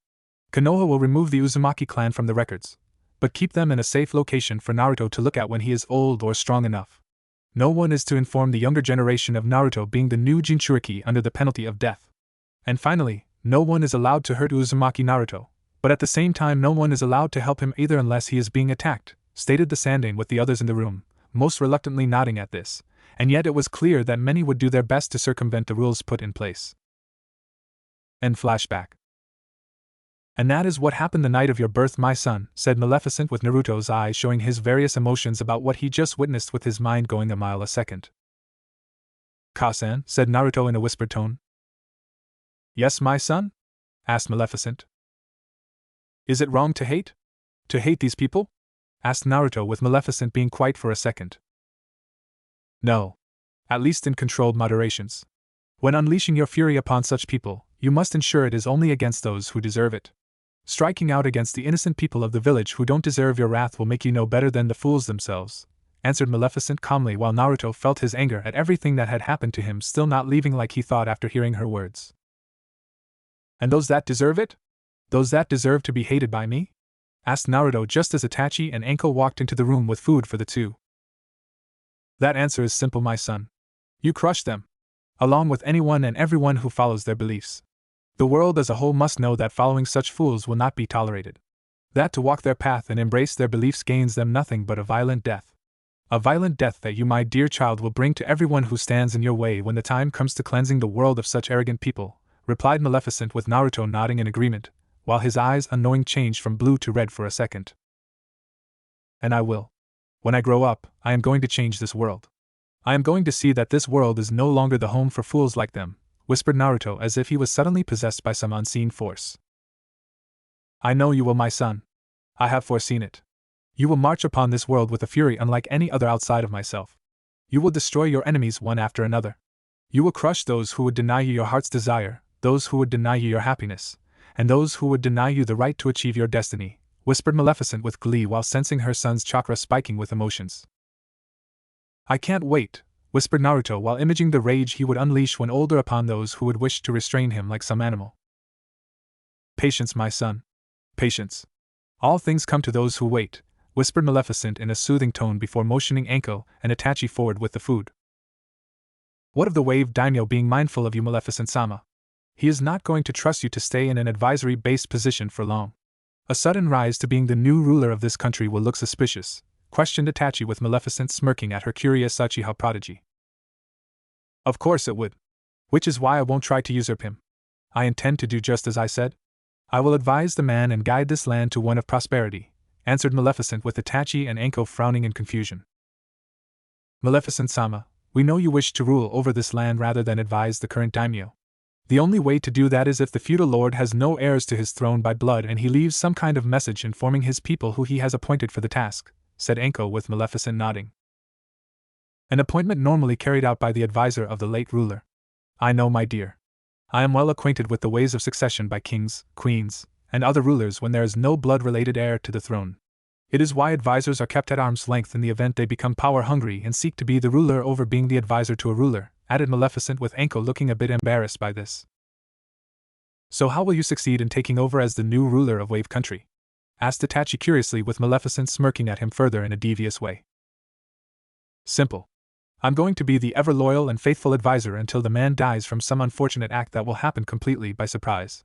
As for how exactly the man will die, I leave that little number in your capable of hands with those eyes of yours," replied Maleficent, since she knew they were special given how they had been used by another to influence the Kyuubi. To manipulate a simple human would be child's play. "You want me to cause the wave daimyo to end his life," concluded Itachi, since he was thinking along the same lines as his mistress. "Naturally. But not right away, since as you said it would look suspicious, and such news would travel fast to the rest of the world. The death of a feudal lord does not stay within the ears of just its citizens for long. We have many years ahead of us while in these lands. What is a few months being an advisor to a feudal lord when compared to the years that follow with me as its new ruler and Naruto here as my heir?" replied Maleficent with the Uchiha nodding in understanding. They had time on their side. Even if Konoha dispatched Jiraiya of Sannin to find Naruto, and themselves by extension with his spy network, the spies would never come here to look for them. They would look in all the major countries where shinobi villages were located. Even the minor ones like Taki would be investigated. The Hokage suspected foul play from another shinobi village or maybe Orochimaru to some extent given Anko's own past. Maleficent was confident that the Sandaime Hokage, for all his wisdom gained over the years leading Konoha, would look in all the wrong just highly probable places. That he would look into Iwa, Kumo, and even Kiri too, despite the growing civil unrest due to the bloodline purge there by the tyrannical Mizukage, who was ironically enough a Jinchuriki just like Naruto. Even if the Sandaime learned where Naruto was located, by that point Maleficent would be Wave Country's new ruler, and make Naruto her heir to the throne. Under international law set forth by feudal lords of the 5 major countries, Konoha would lose all claim to Naruto, and what was worse for them as a whole was the boy would one day seek to take everything owed to him that was in possession of his former village. In short, Naruto could strip Konoha of everything major that the Uzumaki clan had been responsible for contributing since the founding of the shinobi village itself, which was well over 2/3 of Konoha itself, from seals to the whirlpool insignia on Jounin vests, and just about anything not nailed down in the village period. All through political means, and the fire daimyo would have no choice but to comply. If he didn't, it would make him look bad in front of his fellow daimyos, who would call the man out on it if he refused, and make the feudal lord of Fire Country look bad in the eyes of the world. When that happened, Konoha as a whole would be screwed. "When I strike, you must have no knowledge of what I do, Maleficent-sama. You must have plausible deniability when it comes to the wave daimyo's death," replied Itachi with Maleficent nodding. "I know the game well, Itachi. Just do your part when the time comes. When the time is right, I will give the signal. How you choose to end him through unsuspicious means will be entirely up to you," said Maleficent with Itachi nodding, since it would be fairly easy to kill the wave daimyo from a safe distance with his eyes. All that was needed now for it to work was the day, time, and the signal from Maleficent herself to bring about the woman's ascension as the new ruler of Wave Country. Chapter 3 of Demons and Deals. Maleficent sat on her plush throne. It was quite comfortable, actually. In one hand was her staff. On her other hand was a crow with a Sharingan eye. Around the woman's shoulders was a snake watching for everything and anything. Sitting beside her in a smaller, yet no more regal throne was her son Naruto watching things with his own critical blue eyes. The years had gone by quickly with Naruto growing up into a now healthy young boy, who under the watch of his mother, and the training of his two ninja senseis had become quite strong for his age of 10 going on 11 in a few months. As things stood, the boy was well educated, and Maleficent made sure that her son was the sharpest blade among all the children his age within Wave. Sharper than most adults too. As you can see, Your Majesty, the bridge I wish to make would help increase our nation's trade up well over 60% because we would be directly tied to the mainland. Not only that, but it would ensure we don't rely heavily on trading using ships for importing and exporting like we have in the past, explained the old man named Tazuna, who was ironically enough the man Maleficent met when the group first arrived. Yes, it would. But I was under the impression the people of Wave greatly feared the idea of some army of bandits or ninjas from invading. Wouldn't this be an open invitation for them to do so? My predecessor was certain it was despite my own opinion on the matter when you addressed it to him at a previous point in time, commented Maleficent with Tazuna nodding in agreement, since she was right about her predecessor.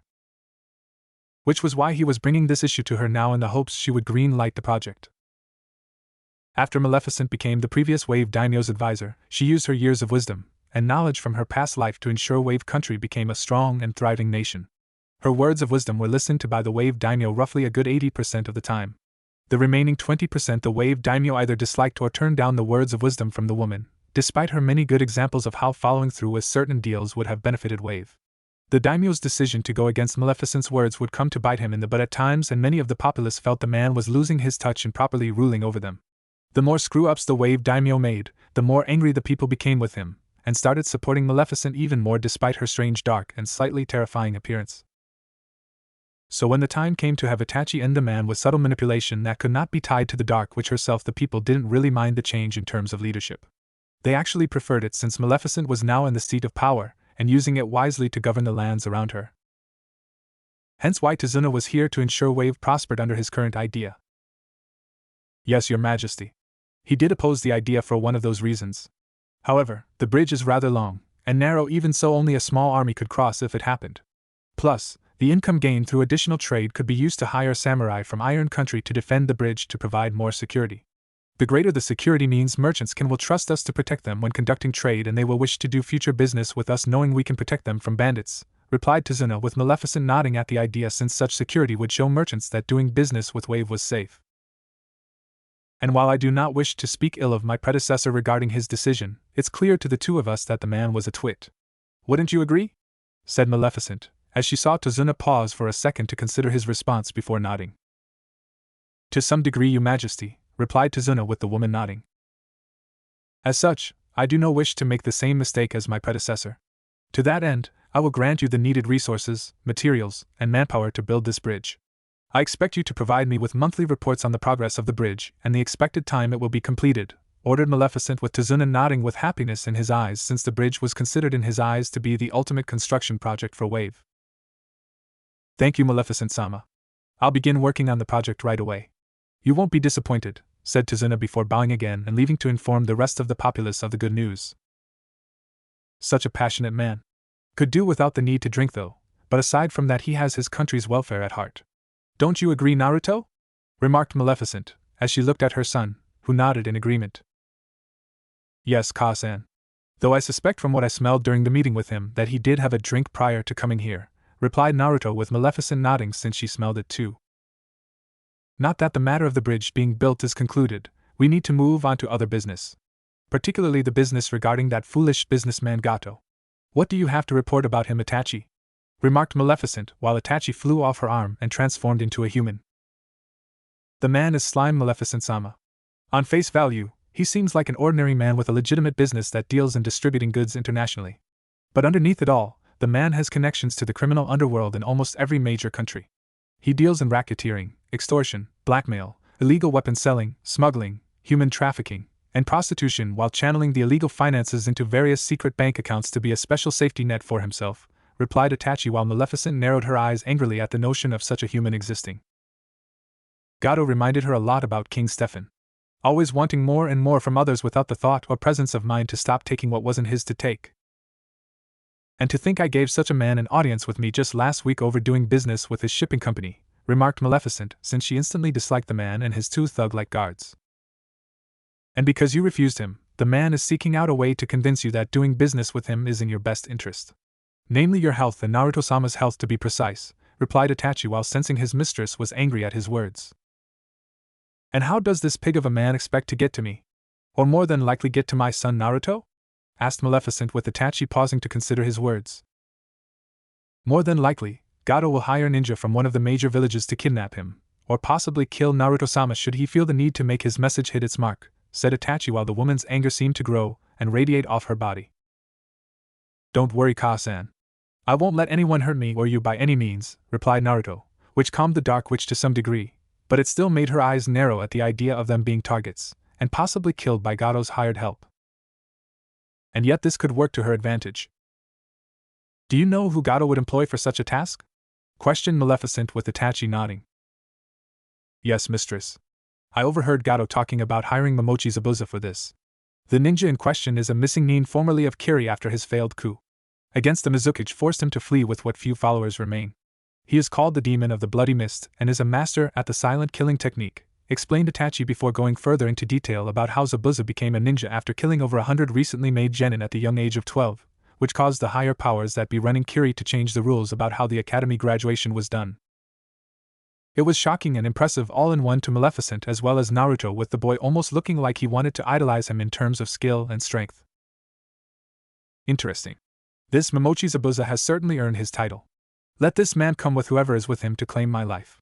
I will show Gateau and his followers what it means to challenge someone with my power. A demon like Zabuza is no match for an entity of darkness who creates them, declared Maleficent with Itachi nodding in agreement. With your permission, Maleficent-sama, I would like to investigate what is going on in Konoha. I am concerned about the future of my clan and my little brother, requested Itachi since he had been unable to see his family for so long, and knew it was because Maleficent did not want him to somehow communicate with them in the belief they could free him from her spell. Not that he had to go, since Maleficent always kept an eye on things using the orb on her staff and kept the Uchiha in the loop. Still, Itachi feared for the internal structure of his clan, and what his father had done in his absence. He needed to see things for himself, if only to give himself some peace within his own mind. I know you do, Itachi. I have seen that worry on your face on more than one occasion. As such, I will allow you to calm your worries and your fears by going to see them. But I forbid you from communicating with your clan in any way.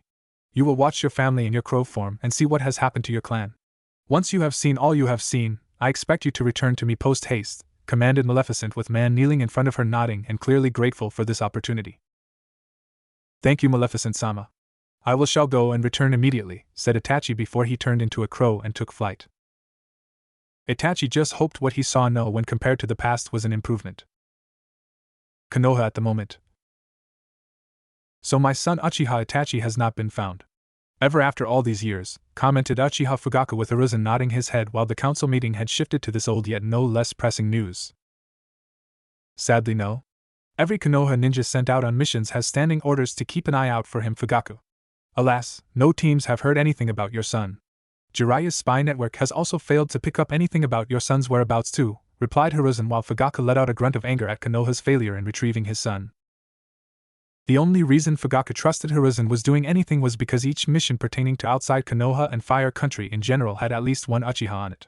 They all told Fugaku that the Hokage had each team keep a lookout for Itachi when on those missions, with orders to possibly retrieve if not report his location to the Hokage for possible reinforcements to extract him.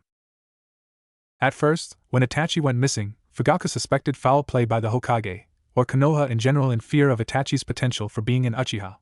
However, that all changed when Hiruzen told Fugaku that Mitarashi Anko and Uzumaki Naruto were both missing as well during the emergency council meeting about it. This had caused an all-around perception to shift for the Uchiha clan head and the clan overall about this, since he knew that Hiruzen was very defensive about Naruto being left alone and unsupervised. Not that Fugaku was surprised by that part on account of how Konoha as a whole treated the boy. Not only that, but it was no secret to those on the councils and clan heads that Anko was something of a special project for the Sandaime after she was recovered literally at the front gates of the village years ago following Orochimaru's betrayal. As such, Hiruzen wouldn't do anything to those two at the risk of hurting Itachi, and the Uchiha clan head also knew Konoha's overall councils were reluctantly in the same boat regarding that policy. So it was clear an outside force had taken his son and the other two for Kami knows what.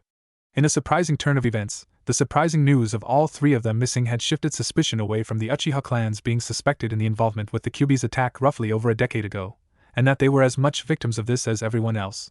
Hence why the idea of overthrowing the Sandaime Hokage with an Uchiha being the next Hokage in line was put on hold, since acting now or any time in the near future would just make the people believe that they were behind the Kyuubi's attack.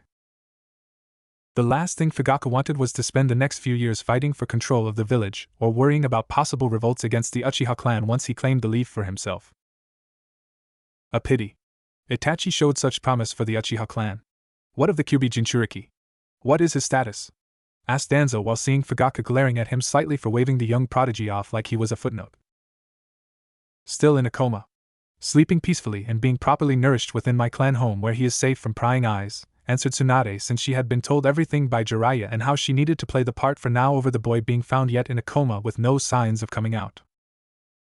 She had not been pleased to hear how the boy was treated and only went along with it to help her sensei keep an eye on the various vermin now infesting Konoha. To keep them from poisoning the village further with their greed and corruption of the will of fire her grandfather preached long ago. I see. Another unfortunate piece of news. We need to consider the option, or at the very least prepare for the worst-case scenario of the boy not waking up. We need another host made available to hold the Kyuubi. We need to acquire some of the boy's sperm when the time is right and impregnate a kunoichi capable of producing a strong enough child to hold the fox, declared Danzo with Hiruzen scowling, since this had come up in the first emergency council meeting when the Hokage had told everyone of Naruto being found, yet in a coma. That won't be possible for a few more years, and you know it, Danzo. Even with the fox's chakra still running through his body giving him plenty of potency behind his seed, the boy is not physically developed enough for such a process to produce what you want in terms of reaching its full potential in terms of offspring, replied Tsunade while knowing she needed to ensure they stalled for time and got as much of it as possible. Even still, I believe samples should be taken now.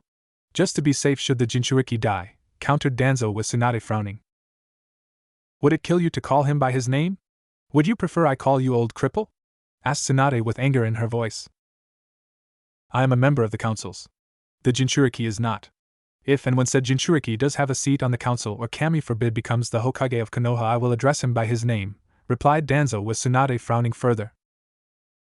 You may be part of the councils for now, Danzo, but that doesn't give you the right to be a disrespectful asshole to the boy descended from the Uzumaki clan.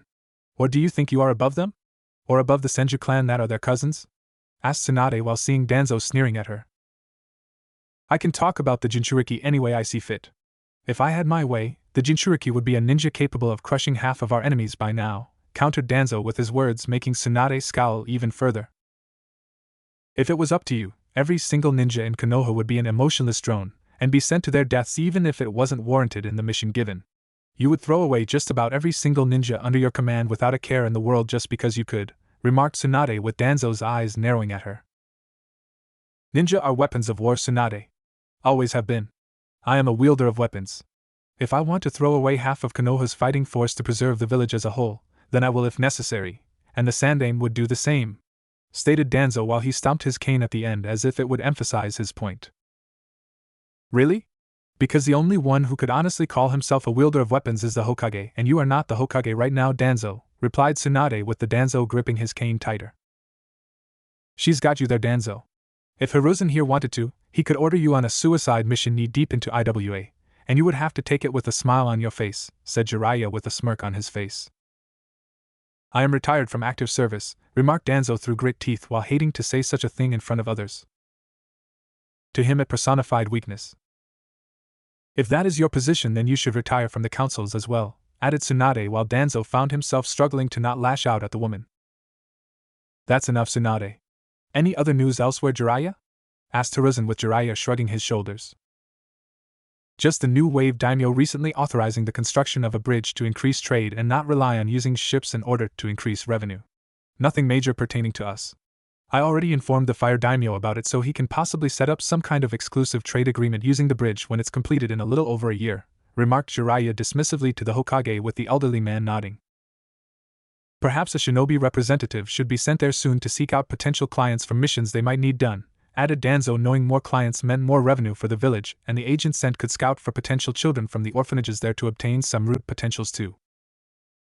That can wait until after the bridge is complete and the fire daimyo establishes a trade agreement with them. If we move in now, it will make us appear too aggressive, and with a neutral country I might add, remarked Hiruzen, knowing politics would come into play with the other countries and shinobi villages since they will want a piece of Wave once the bridge was finished. With the meeting concluded, Jiraiya stayed behind to talk about Wave on an unofficial level since he picked up some other chatter he didn't want Danzo, or the others, to know about. Wave Country's new daimyo is being threatened, remarked Jiraiya in a serious tone, with Hiruzen now looking at him with interest. How?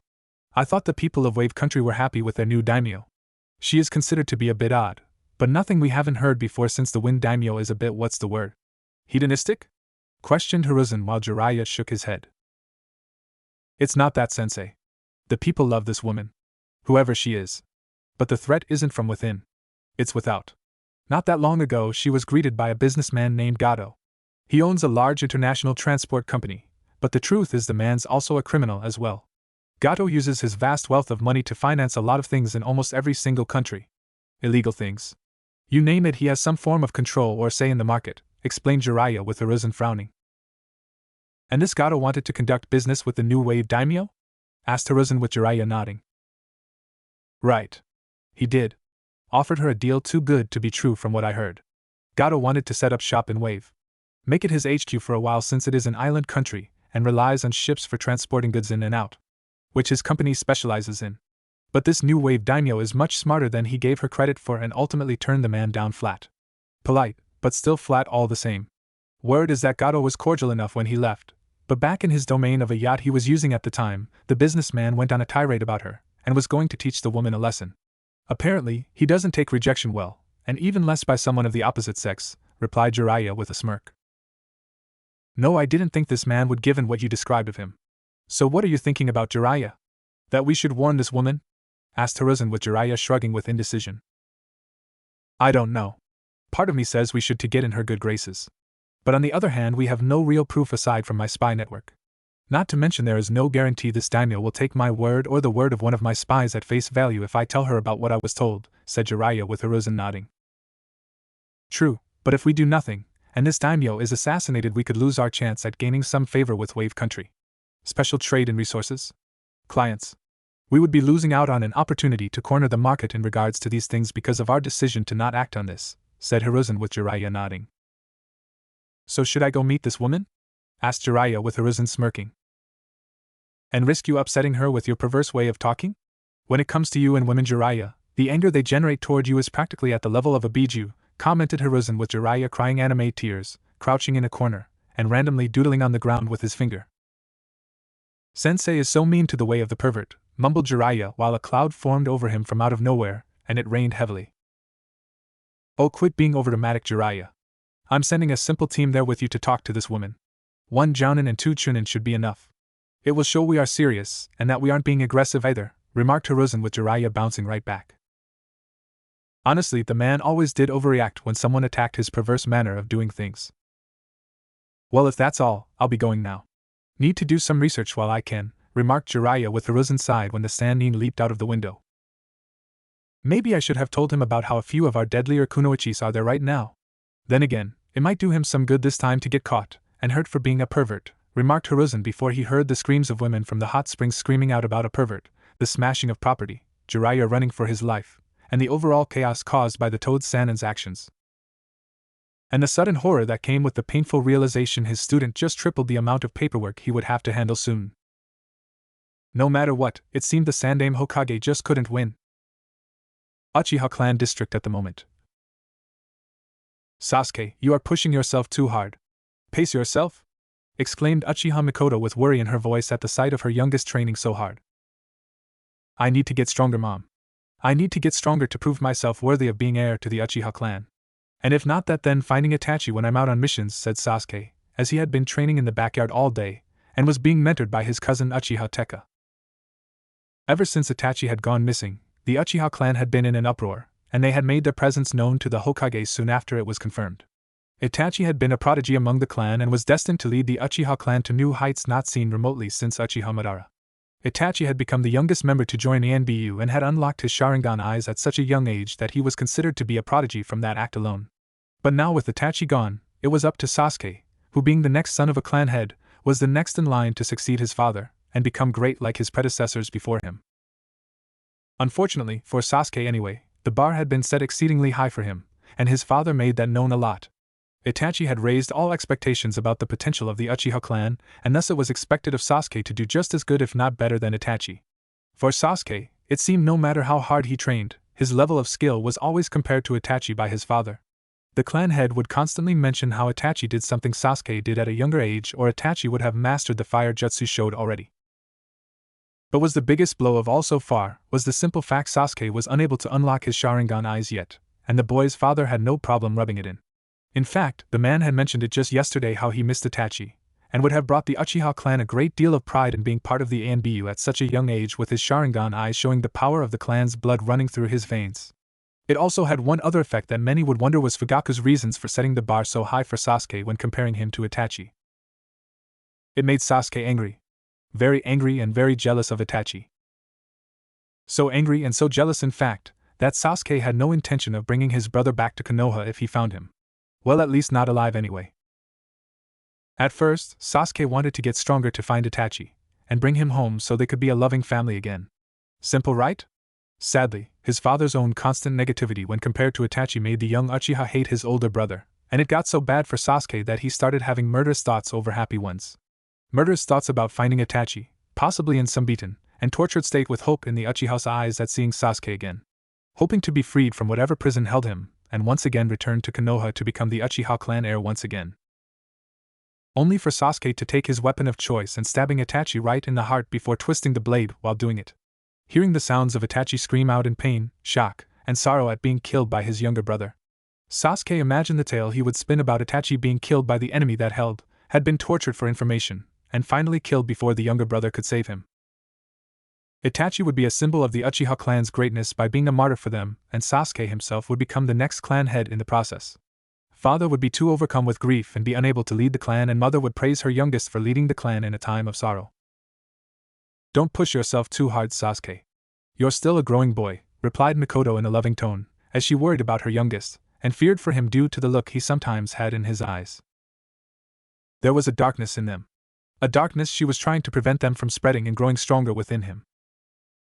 And she was slowly losing the battle. The other members of the Uchiha clan weren't helping either. They kept telling Sasuke that he was doing well, making the clan proud, that all he needed to do was get his Sharingan, and would be a true Uchiha on part with Itachi. How she missed her eldest son. Mikoto could only wonder what would have happened if her son had not been kidnapped and taken away. If she only knew, right? The woman was so concerned for her son that Mikoto didn't see the crow hanging on a tree branch with the Sharingan eye active, seeing everything she did, including the dark hatred in the boy's heart, and was quite unhappy about it. Foolish little brother. Following the path of darkness like father was doing before my departure. It seems whether I am involved with the clan or not, it is doomed to fall in some capacity. Whether by his hands or yours. Only I can determine that, it seems. I must speak to Maleficent-sama about this, and if I can return to somehow stop the clan from destroying itself, thought the crow before cawing and taking to the air. Did you hear that? Asked Mikoto with Uchiha Tekka right beside her watching Sasuke train. It is just a crow. No big deal, remarked Tekka, while Mikoto on the other hand felt a sense of hope in her heart, yet a sense of sadness at the same time. Itachi, thought Mikoto to herself in the belief that the crow was in fact a sign of her son being alive and somehow finding a way to return to them. Gato's yacht a few days later. So this is the woman you want me to kill? Her and this brat? Asked Zabuza while he looked at the picture one of Gato's goons was able to take of the woman walking around without fear with her son there too. Yes and no. I need to send the people of Wave a message that I run things now. If you can't get to woman while there, go for that son of hers. She seems to cherish him a great deal. My guess is she is one of those women who has a low chance of getting knocked up, and did by some miracle with this kid being the byproduct. Make sure his death is a painful one. Rip out his guts. Impale him to a wall. Something. Anything. That way, when I see her again after it all happens, I can throw my weight around in implying he died through me, and instill fear into the bitch's heart. Don't go for her unless you have to, and make sure if you do kill her, that the bitch's head is on a pike for all to see with my company banner on it. I want everyone to know it was through me the bitch and her son are dead, and I want them to know Gato Shipping is the one running the show, said Gato with Zabuza looking at the picture with narrowed eyes while his masked subordinate was also watching things from her position behind him. And behind her was the demon brothers also looking over the masked girl's shoulder.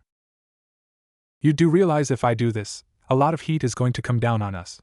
As such, this is going to cost you a lot, stated Zabuza with Gato frowning at the idea of paying these ninja for this. How much? Asked Gato before Zabuza flipped the picture over and wrote a number on the back before passing it back to the businessman. That much, answered Zabuza with Gato gritting his teeth in anger at the price tag. I shouldn't have to pay that much just to kill some high and mighty bitch on a throne, protested Gato angrily with Zabuza narrowing his eyes and leaning forward in a very menacing way. Listen here, Gato. My group is the one doing the killing. My group is going to be the one taking the heat for this woman's death if not her son's when we succeed in doing the job. Killing other ninjas is one thing, but a daimyo is not easy for ninja to kill no matter what you may think. I tried to kill the Mizukage and failed because he was well protected outside of his own monstrous power. He's the only person with authority below the water daimyo, and the latter has an army. I don't know what this lady's protection detail is, but I can tell this woman's got some punch to her, and the people of Wave love their devoted daimyo. If I do this, I'm blacklisted from this place, and I will have Mist Hunter Neen all over my ass once word spreads about what we did. You're lucky I don't charge extra for the gory aftermath that will follow once we take off either or both their heads. A good chunk of that money will go to helping us with bribing people to stay underground and undetected when the fallout of this happens, countered Zabuza, since many like Gato would think a price tag on a hit like this would be too much to pay, but most failed to realize a good chunk of the money went to the cost of staying hidden. He had expenses that came with the life of missing Neen, and they were all heavy in terms of paying. The amount charged would cover enough that the leftover profit could be used to fund his campaign against the Mizukage. Fine. I'll pay, damn it. Just get the job done on the first try or else I reduce your pay in half, exclaimed Gato with Zabuza smirking underneath his bandages. I only need the one time, remarked Zabuza before he left with group after taking the picture from Gato. Are you really going to pay him that much, sir? Asked one of the businessman's goons. Of course not. You saw the price he was asking. It was ludicrous. Extortion. The only one allowed to do that to anyone is me, stated Gato in the belief that those with money made the rules and he had more money than some daimyos. If Gato wanted to screw someone over in a business deal, then he could, and would, since it was his money. He had the financial might, and right on his side after all. But how will you handle him, sir? We are no match for a powerful ninja of Zabuza's rumored reputation, and we know absolutely nothing about his subordinates, said a second good with Gato smirking. The man said it himself. This job will get the attention to the hunter Neen searching for guys like Zabuza. We make a call to his old village and tell them we know where to find their lost demon of the mist. By the time Zabuza finishes the job, those guys will be all over him, and his support when they least expect it. With any luck they will kill him and those other three with the man before taking off. Maybe even give us a little finder's fee for our troubles, answered Gato, knowing it was the one ace up his sleeve. Wave Daimyo's castle. Your Majesty. There are some Konoha shinobi here to see you. They have requested an audience, replied a humble servant selected by Maleficent to oversee the appointments the people made to see her regarding requests for approval or assistance on matters. Did they say why they were here to see me for? Asked Maleficent, despite the fact she already knew the reason why they were here in Wave via both the Sannin of the group had acquired to get here. No, Your Majesty. They only said it was of great importance that they speak to you, said the man while keeping his head bowed out of fear he had angered her and didn't want to see that face angry. How he wished her son was here right now. Her son always seemed to bring out the rare gentler side of the woman. Not that she was mean, but Maleficent was not some pushover you could speak to in a disrespectful manner and get away with it. Few had tried in the belief they could bully the woman out of her throne or weaken its position by laying out subtle hints that her son would suffer if she didn't. It was on that day, people learned this woman's wrath was not to be tested when she used some kind of power and obliterated the foolish soul who made that particular threat. And right in front of the man's bodyguards and the rare few nobles Wave Country had went at court to discuss business. I see. Where are they now? Asked Maleficent kindly to her loyal servant. In the main waiting area, Your Majesty. I told them to wait there while I went to see you about granting them an audience. I also have several of the samurai we have hired from Iron Country recently in the hall watching them so none of ninja can suddenly decide to leave to snoop around, replied the servant, while Maleficent nodded in approval at the man's quick thinking to ensure these ninja didn't look around for anything or anyone in particular. You did well in doing that, my servant. I would be most displeased if you had left them unsupervised. For all we know, these Konoha ninja could be here to assassinate me, or worse yet, my only son. If the latter were to happen, I don't think I need to tell you just how vengeful I can be, do I? Replied Maleficent with the servant bowing his head while shaking his head. No, Maleficent-sama. I do not wish your wrath upon anyone. But I don't think they are here to kill you. It is only for ninja. One of them is the toad Sannin Jiraiya. The Jounin is one Hatake Kakashi. They have 2 Chunin with them.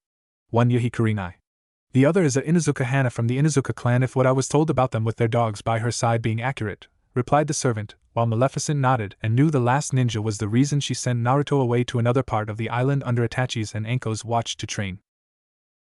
The last thing she needed was for the Inuzuka woman or the dogs with her to pick up the boy's scent before recognizing it. If they did, the group would leave for Konoha, and then tell the Hokage about what they smelled. It wouldn't be long before the old man put 2 and 2 together and where Naruto was located.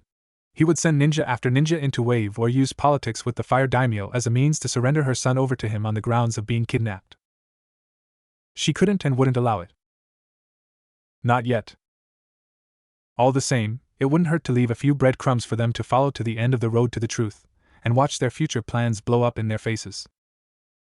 Send them in, but inform them that this meeting is to be quick and to the point.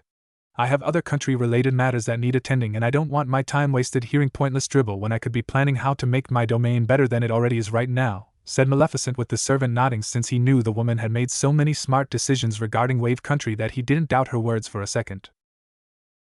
At once, Your Majesty, bowed the servant before leaving in a hurry to carry out his task. Now let us see what these fools want with me once they come here. I highly doubt they know Naruto is here. If they did, it would be more than just the Sannin and 3 other ninja under his command. No. He would have brought at least 5 divisions with him, and the Hokage himself as well, to further enforce their demands. This is a courtesy call on their part, thought Maleficent, while the group entered the throne room and bowed before the dark regal figure in front of them. Thank you for seeing us on such short notice, Daimyo-sama. I am Jiraiya of the Sannin, here on a small mission from Konoha assigned to me by the Sandaime Hokage, stated Jiraiya while Maleficent nodded. And what do I owe the honor of your visit pertaining to this mission of yours? To send one such as yourself means this mission must be of vital importance. Am I right, Jiraiya of the Sannin? Questioned Maleficent, while seeing Jiraiya nod, while glad the woman was not an airhead like some leaders tended to be at times and relied on their advisors to do things for them. Though her dark attire and horns made him a bit concerned. Yes, Your Majesty. My spy network has uncovered a plot to have you and possibly your son assassinated, said Jiraiya, while Hana's 3 dogs suddenly yet silently whimpered in fear when they started to smell around. Assassinated? Me?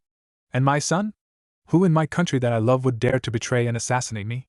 Questioned Maleficent, though she already knew and had to play the part of being out of the loop. And seeing the nervous Konoha shinobi looking at her with a sudden jolt of fear was quite enjoyable too. It was a businessman named Gateau. He hired a missing nin named Momochi Zabuza, formerly of Kiri, to do the job. Not that long ago you granted Gateau an audience regarding a business opportunity he was seeking here in Wave Country, and you turned him down. He did not take the rejection well, I'm afraid, answered Jiraiya, while Hana began trying to calm her dogs, while Kakashi and Kurenai easily noticed the woman in front of them was not an ordinary daimyo by any means. Not by a long shot. Apparently not. I see I was too merciful in letting him leave in one piece.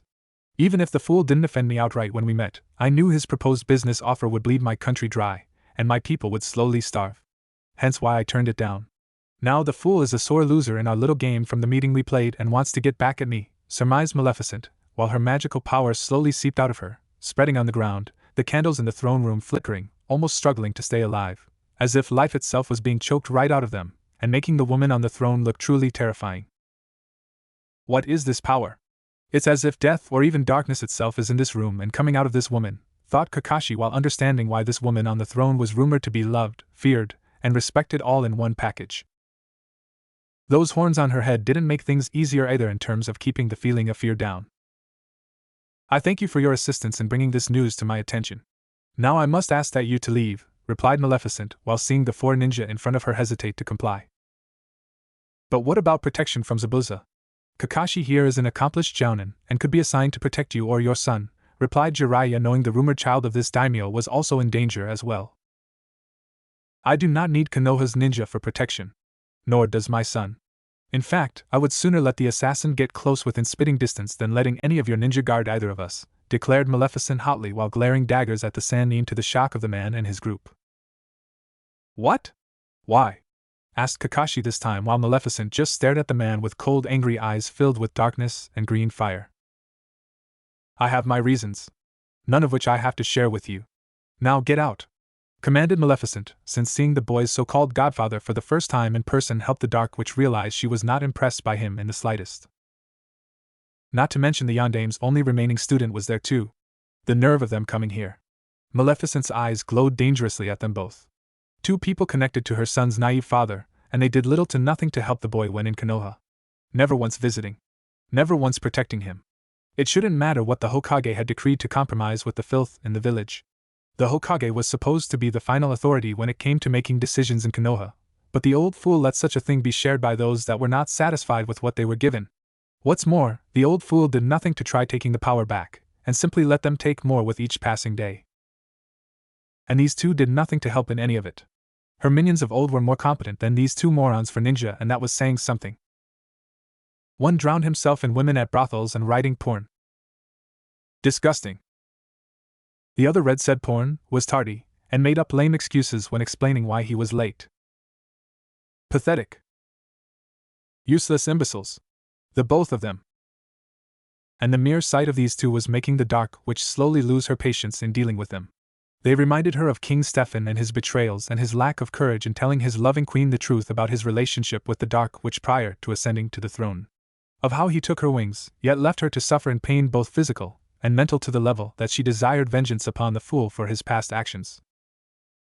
With respect, Your Majesty, I must protest your decision to throw us out, when we could help defend your home, and find weaknesses your assassin would use to kill you, replied Jiraiya while slowly walking toward the woman before he was violently thrown back by an unknown source of incredible power coming from Maleficent's staff. And as I told you earlier, Jiraiya of Sannin, let this assassin of Gateau come. I will enjoy showing my enemy what it means to cross a ruler of these lands such as myself. I will ensure it will be the last mistake these assassin and his employer ever do, countered Maleficent with Jiraiya looking stunned at what this woman just did before nodding and slowly motioned for the other three to leave. What was that? I've never felt anything like that before. Have you? Asked Kakashi once they were out of the castle and felt they could talk freely. I don't know. But there is something off about her. Something in my gut tells me there is more to her than I suspect as a simple daimyo of Wave Country, replied Jiraiya while glancing back at the castle in thought. What are you thinking exactly, Jiraiya-sama? Asked Kurenai while seeing him thinking in a serious way for once and not in a perverse manner that nearly got him castrated for peeping in the hot springs back in Konoha. I don't know what to think, but I think a look into the identity of her son is something we should take a look into. Let's ask around. I'm sure we can get a detailed description of her son, offered Jiraiya with his instincts telling him something was wrong with this picture. None of them noticed the dark silhouette of a crow perched on the castle roof with a Sharingan eye watching them. Without a word, it took flight, and made for a nearby window before entering the throne room to land on Maleficent's right arm. So my pet, does Jiraiya of the Sannin suspect anything? Asked Maleficent with Itachi in his crow form nodding. Call! Call! Call! Replied Itachi, though Maleficent was able to understand him perfectly, just like those of the Inuzuka clan do their dogs when they bark. I suppose my temper got the best of myself. But can you blame me for the small lack of restraint? Those two were very close to Naruto's father.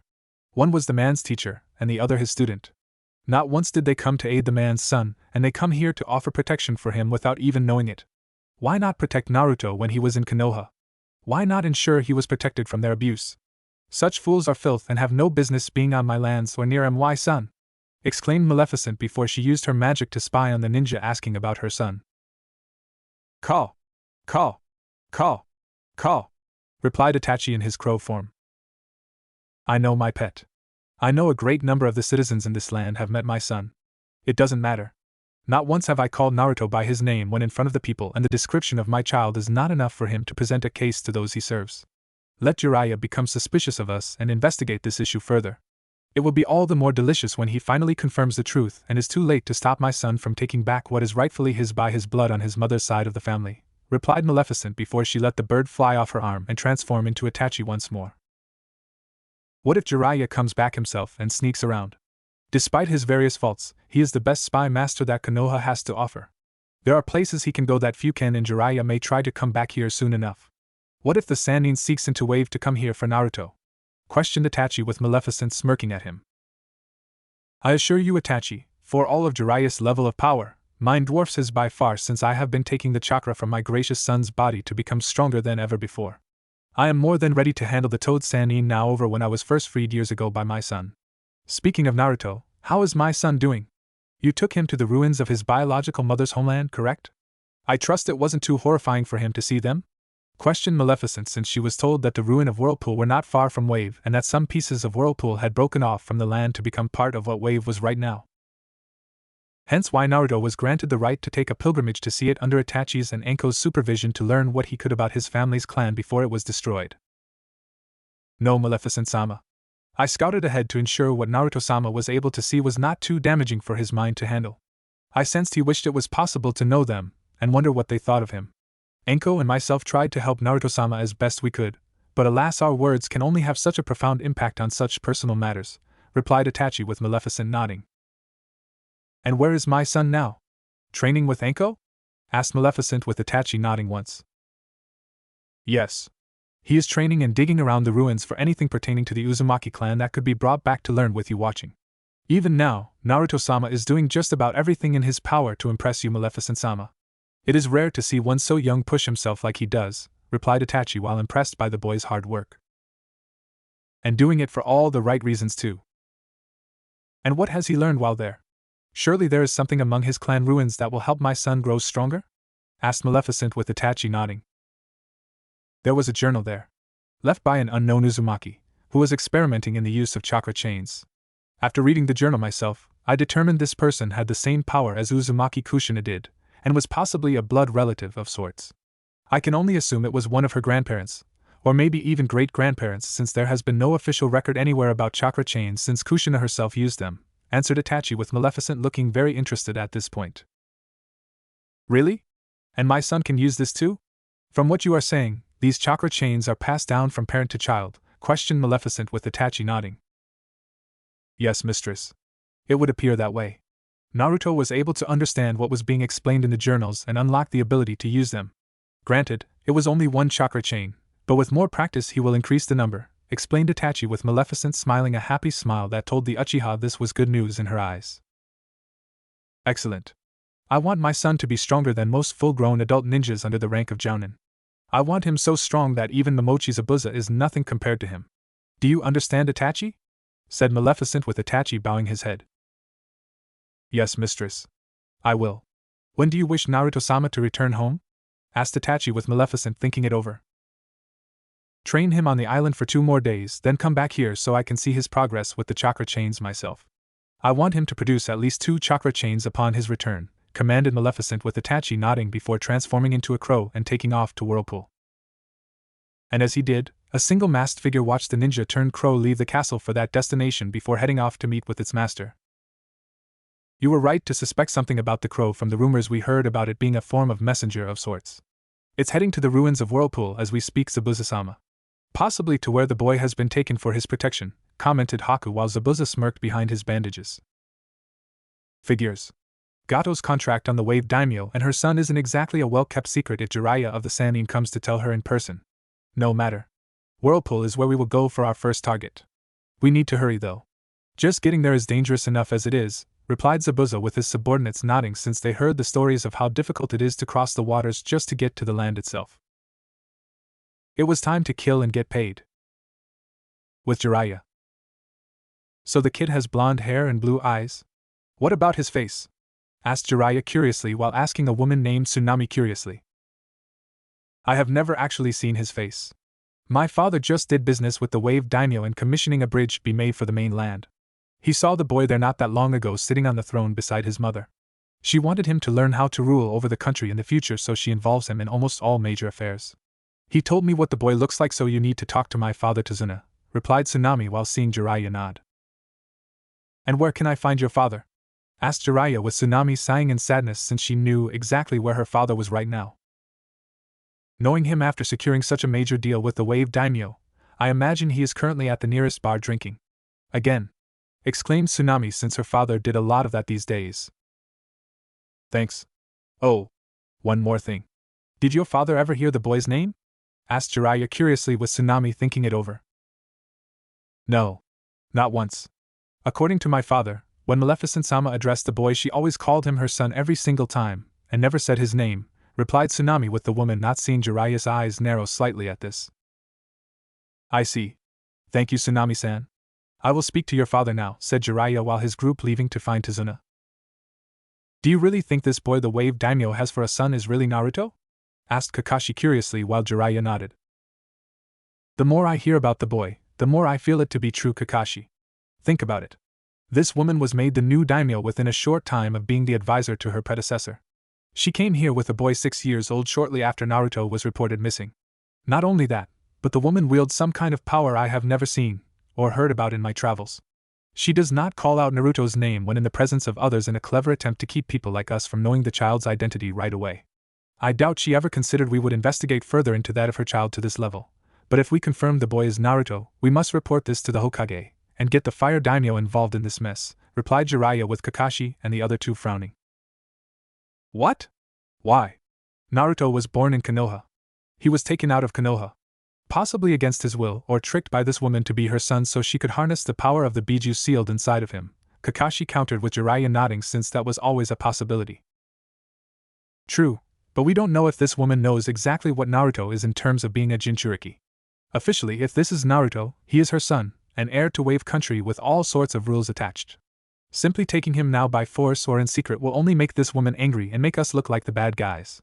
By going to the Hokage, who will in turn go to the fire daimyo, we can get this issue resolved immediately, and without any unnecessary bloodshed, replied Jiraiya with Kakashi nodding. What about the boy himself? After all this time I doubt he would willingly leave the woman he has called his mother for so many years? Asked Kurenai with Jiraiya nodding and not liking what he would have to say next. If we find out it is Naruto, but he refuses to leave with us, I will subdue him long enough to get him back to Konoha, and have Inoichi alter or erase his memories of her. We can't allow such an attachment to a strange and powerful woman here in Wave be stronger and greater than what it should have been with Konoha, replied Jiraiya with Kurenai and Hana both frowning at this. My dogs are afraid of her. They sensed an sinister power in her. I don't think we should be provoking such a woman by taking her son. Even if it is Uzumaki Naruto. From all accounts of people who have seen her adopted son, the boy is genuinely happy with this woman, remarked Hana with Jiraiya's frown deepening. Even so, if this is Naruto, he should be in Konoha, and become a loyal shinobi of the village in the future. We cannot allow this woman to turn him into something Naruto is not and follow a path he is not meant to walk, replied Jiraiya with Kurenai frowning at this. With all due respect, Jiraiya-sama, but who gave you the right to decide just what path Uzumaki Naruto should take in life? Asked Kurenai since she felt it was not Jiraiya's place to decide the life of a child and act like any other path the child might want to take was wrong. Unless it was the path Orochimaru took, and then it was very wrong. The Yondaime did when he made me godfather to the boy, replied Jiraiya firmly with all three ninja behind him looking shocked by this. What? Then why weren't you there for Naruto after the sealing? Asked Kakashi with Jiraiya stopping in his path to look at them. Because the Sandaime told me he could handle it. And like a fool I believed him, said Jiraiya before he continued walking while Kakashi followed with Hana following him with Kurenai frowning further at the Sanin's words. He needed to confirm his suspicions about the daimyo's adopted son, but deep down in his heart Jiraiya knew his suspicions were correct before he even setting foot in the bar where Tazuna was drinking. Chapter 4 New Edition and Troubles. Naruto knew they were here. His sensing abilities once used by his clan had been honed by Anko and Itachi to sense others within a 5-mile radius. They tried to be sneaky about it, but failed due to the little shocks of chakra on the bottom of their feet when running through the trees. For quick blips in his mind close together that if they were any closer would make up something larger and more detectable. How close are they? Asked Itachi while seeing Naruto concentrating on their uninvited guests. Close. They'll be here within moments at the speed they are going. One is using a bit more chakra than the other three. Most likely Zabuza due to him supporting the giant sword when moving with it on his back, replied Naruto with Anko and Itachi nodding. Finally, I get a chance to see how good my training has come after all these years, said Anko, as she trained constantly with Itachi when she wasn't training Naruto, and wanted to match her skills with someone who was out for blood. Remember Anko, our mistress wants at least 2 of the 4 assassins brought back to her alive. Primarily Zabuza being one of them, remarked Itachi with Anko nodding. I know. Doesn't mean I can't cause them some major injuries, countered Anko with a slight pout. Enough. They are here. Itachi will take Zabuza. I will handle the masked hunter Nin wearing ninja with him. Anko can have the other 2. Disable them, but kill only if it is necessary, commanded Naruto with both ninja beside him nodding. So Uchiha Itachi wasn't kidnapped after all. He betrayed Konoha to serve a daimyo on his own. They portray you as being taken from the village and raised on a pedestal in the halls of your clan. If they only knew the truth about where you have been hiding, right? mocked the echoing voice of Momochi Zabuza before a mist moved through the area.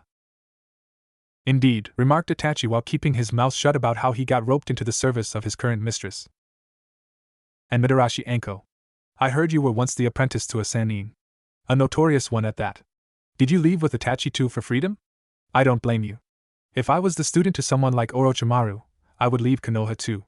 I hear they don't care for those who are connected to traitors, remarked Zabuza when focusing on Anko now. I don't have to answer to a piece of shit like you, exclaimed Anko while shaking her fist at the missing Nin and making Itachi sigh since Orochimaru was still quite the touchy subject for the woman. At least they were making such good progress on her temper regarding it.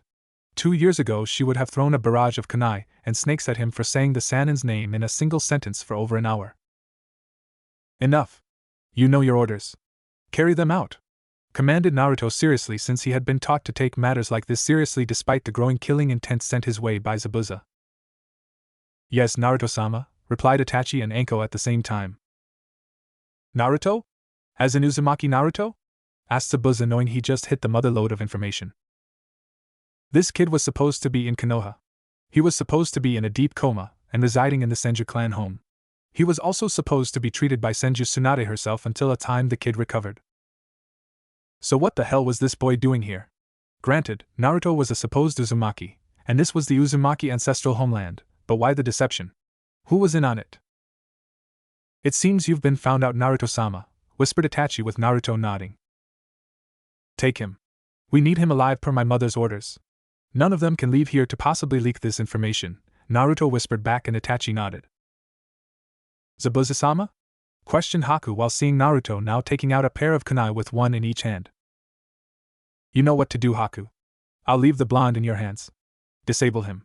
If we give him to Konoha alive while tricking Gateau into thinking he's dead, our payday will be even bigger, remarked Zabuza with Haku nodding before she and the other two went after their targets while the demon of the mist went after Itachi.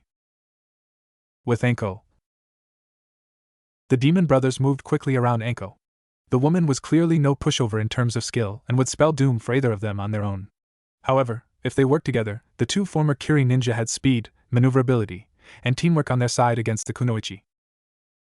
Anko of course knew this due to the bingo book that Itachi had acquired and had read all about who Zabuza's accomplices were during the coup against the Mizukage. She also knew about their gauntlets laced with poison and the chain attached to said gauntlets in order to rip their victims to shreds if they didn't get the target with the poison. Not that it mattered to her since Anko had been training with Itachi and Naruto to combat multiple enemies. When the demon brothers used their standard tag team attack on Anko, she had used her snakes to throw them off course and move to wrap her up in chains. Seeing their tag team chain attack wouldn't work here, the two chose close range striking, and let the gauntlets and poison do the job. While their reflexes were fast, Anko was faster than either one, and used a pair of kunai in each hand to keep the two from achieving her objective. It became a crude dance for the three of them, as the demon brothers had to coordinate their attacks perfectly, and try not to stab the other with their poisonous gauntlets. Not to mention the chain itself was still attached to them and could be a hindrance, as well as an advantage depending on how they attacked. She's good, brother, commented Gozu while his brother Meizu nodding. As expected from Orochimaru's former student brother, added Meizu while trying to slash at Anko with his gauntlet. Dodging the weapon, Anko used her natural agility to weave around the two, and their chain in a very snake-like manner. She soon saw an opening and took it by pinning the chain to the ground with tip part of a kunai in the whole part of the chain, which caused both brothers to jerk at the sudden stop in motion.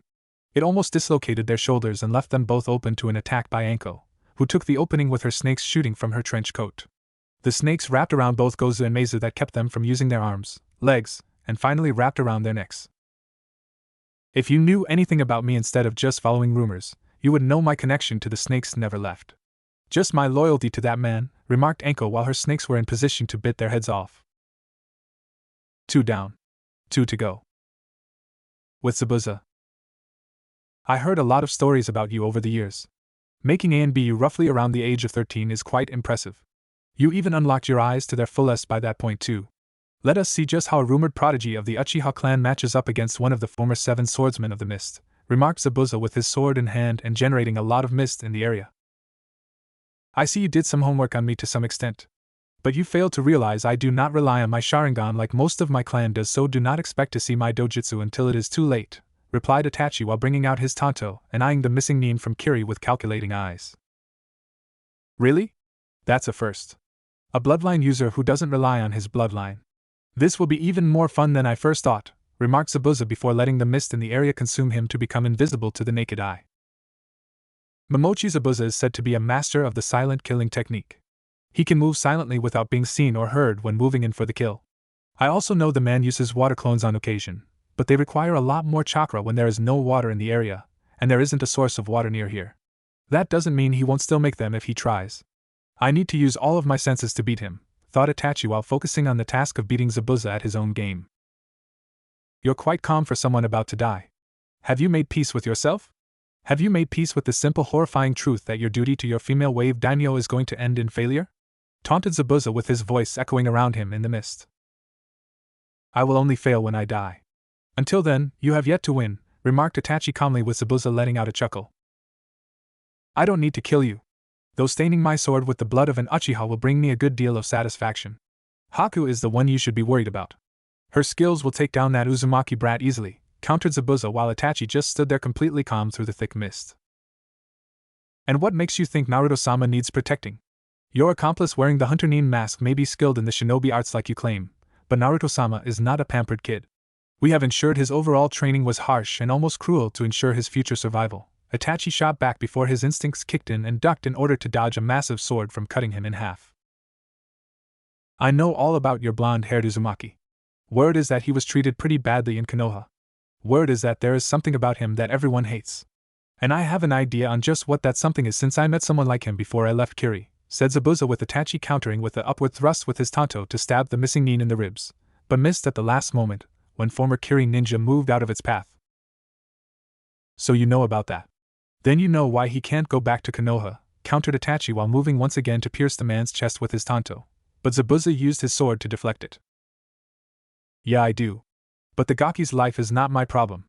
My only concern is getting paid, and the boy being brought back to Konoha alive is my new meal ticket into getting a whole lot of money from certain people willing to pay through the nose to have him, replied Zabuza while swinging his sword at Itachi, who got cut in half, but went poof moments later, and revealed that he was a shadow clone.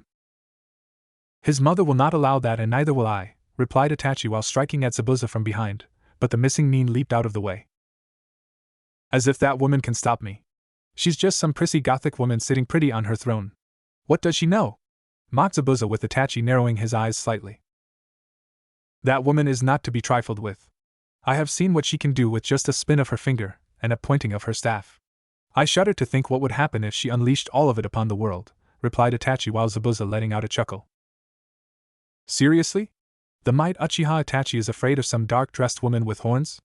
I never thought I would see the day, said Zabuza mockingly while Itachi shook his head.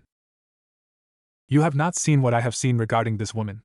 But you will soon enough, said Itachi before his Sharingan eyes appeared and they spun quickly to catch Zabuza in a genjutsu to cause the man to collapse before he could even think to break it. 3 down.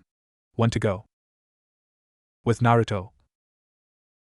Your chakra level is high for someone your age. Zabuza trained you well, commented Naruto, since he knew the only way Haku could have chakra around that of a chunin at her age was for someone like Zabuza to be a harsh teacher. Yes. Zabuza-sama found me when I was a child on the streets, in the bitter cold of water country, and eating out of a trash can. He took me in, trained me in the ninja arts, and I became his loyal tool. Everything he asked of me was done without hesitation or fear. I owe him my life, replied Haku, as she launched Senbon needles at Naruto, who dodged or deflected them with ease. And yet I hear the hint of affection in your tone. Your chakra has a small yet noticeable warmth to it when mentioning Zabuza, remarked Naruto with Haku frowning behind her mask. What my chakra feels like when mentioning Zabuza-sama is of no concern to you. I will disable you and ensure through your capture as well as return to Konoha that Zabuza-sama's dreams will be one step closer to completion, declared Haku, as she moved in closer for hand-to-hand combat with her Senbon needles while Naruto moved to meet her with his kunai. And what makes you think the higher-ups in Konoha will allow you or Zabuza to leave knowing what you know? What makes you think they will honor any trade of money for myself? Questioned Naruto with Haku not answering, since that was always a factor, and it wasn't like Konoha had to accept any offers Zabuza made for the boy's return. If anything, the village could send out wave after wave of ninja to find out where they were hiding with Naruto, storm the place, kill them all, bring back the blonde alive, and that would be the end of it. Konoha had numbers, skills ninja capable of taking down a small force like herself, the Demon Brothers, and Zabuza if they truly wished it. Still, even if Haku wished to hold off on such an exchange, Zabuza would not, and it was her sworn duty to obey her master to the end. I cannot concern myself with that right now. What I can do, however, is ensure that my mission is carried out and Zabuza's orders are followed to the letter, replied Haku, as she clashed with Naruto. Violently found his speed to be impressive for someone younger than herself. His orders will get you killed. Or worse. If you are from Water Country and have been with Zabuza for some time now, I can guess you have some kind of bloodline, deduced Naruto, with the two deadlocked in terms of fighting. I do. On my mother's side of the family. Someone like me would be hunted by Kiri by the order of the Mizukage himself, answered Haku while Naruto narrowed his eyes at her. Then you know what will happen if Konoha finds out about that. My mother ensured my two teachers behind you hid nothing from me about the world. About the other 4 shinobi villages and what they would do to someone like you if given the chance. The leaf above all others would do that to you without any regard to your wants. Do you really want to risk it? Being treated like that? Questioned Naruto, with Haku tightening her grip on the wrist of his left hand while Naruto did same with his right. It won't happen. Neither Zabuza-sama nor I will allow such a thing to occur, countered Haku, with Naruto scowling at her. And neither will I, replied Naruto cryptically before head-butting the masked girl hard enough to make the mask fall off to reveal Haku's beautiful face. Naruto followed up by throwing the girl over his shoulder and onto the ground, but Haku was no slouch, and kicked back at him with her sandaled foot to his forehead. This forced Naruto to let go of the girl, who rolled out of the blonde's reach, and saw him ignoring his now bleeding forehead to stay focused on her. She could use her ice mirrors, but they were not perfected just yet, and without water nearby to draw from, it would require a lot more chakra to make, let alone maintain it. Tell me, why do you not wish to return to Konoha? You come from the Uzumaki clan, correct? Asked Haku while trying to stall for time.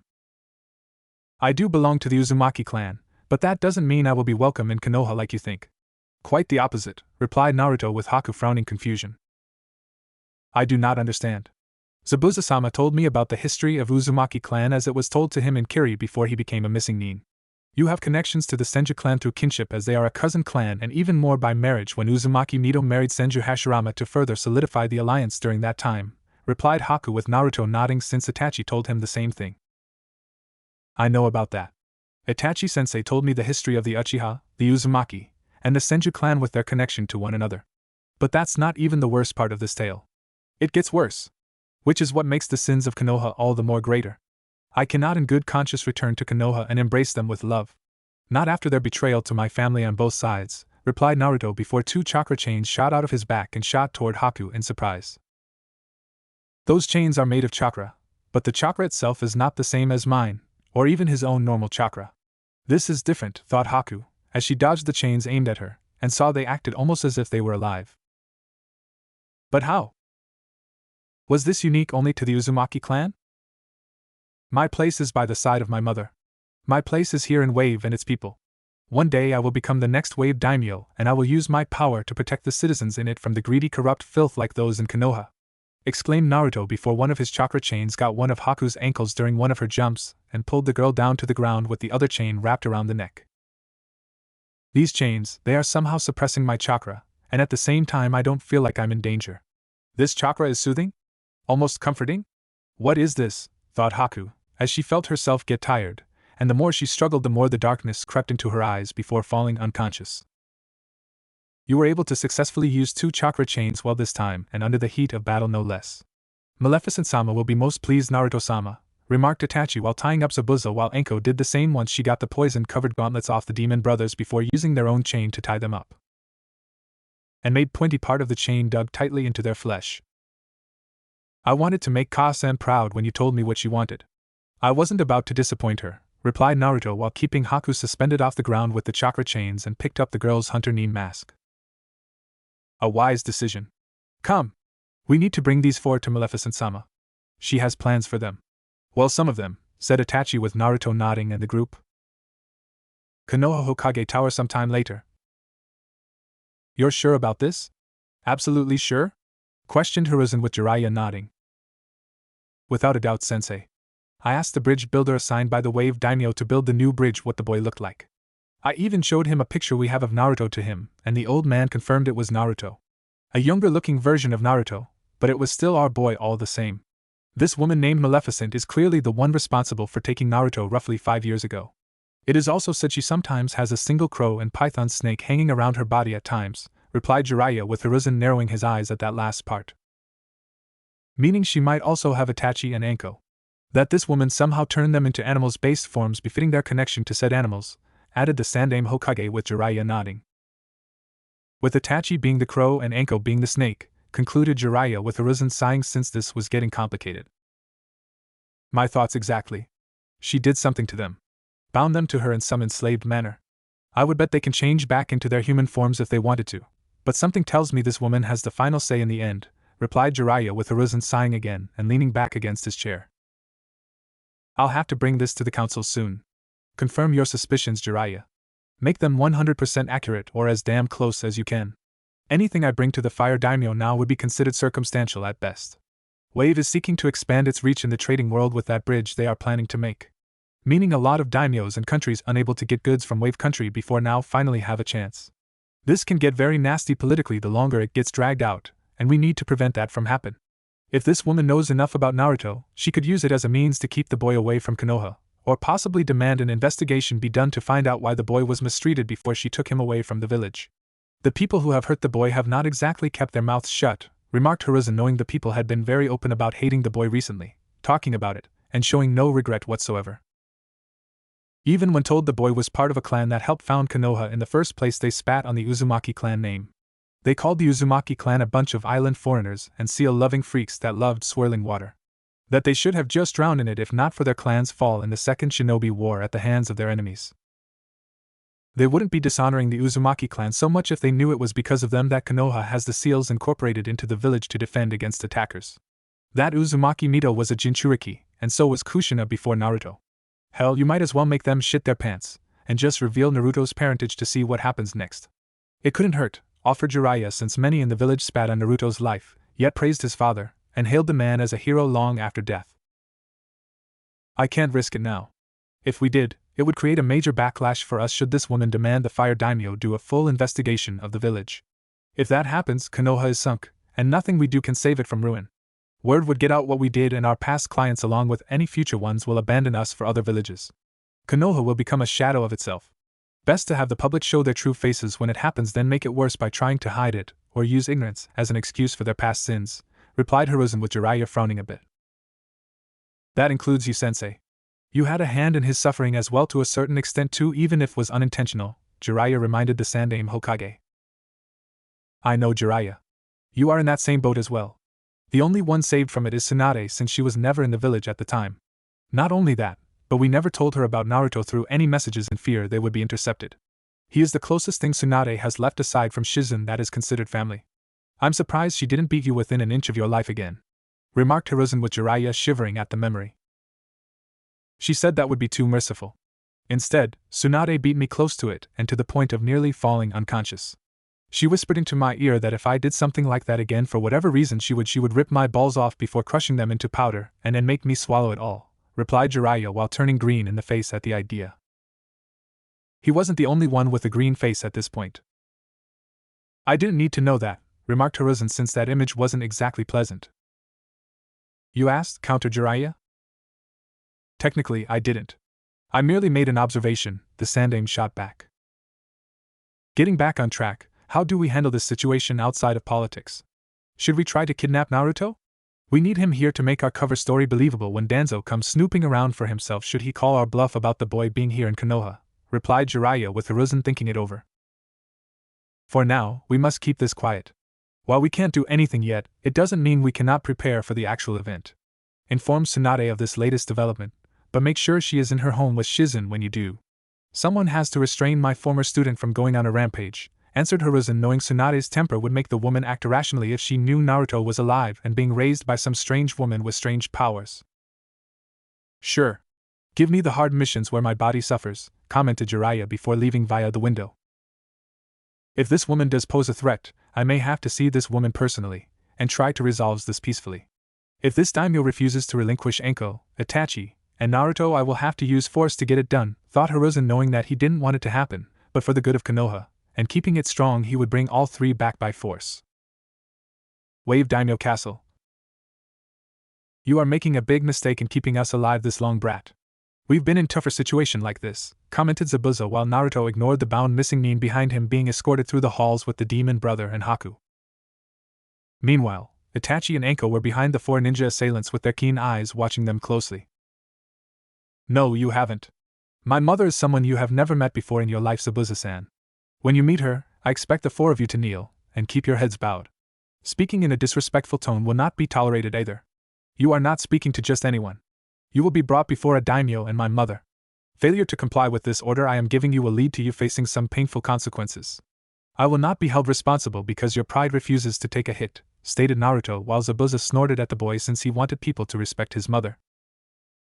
I don't know if you realize this, kid, but I'm not exactly one of those people who bows to a daimyo simply because they are a daimyo.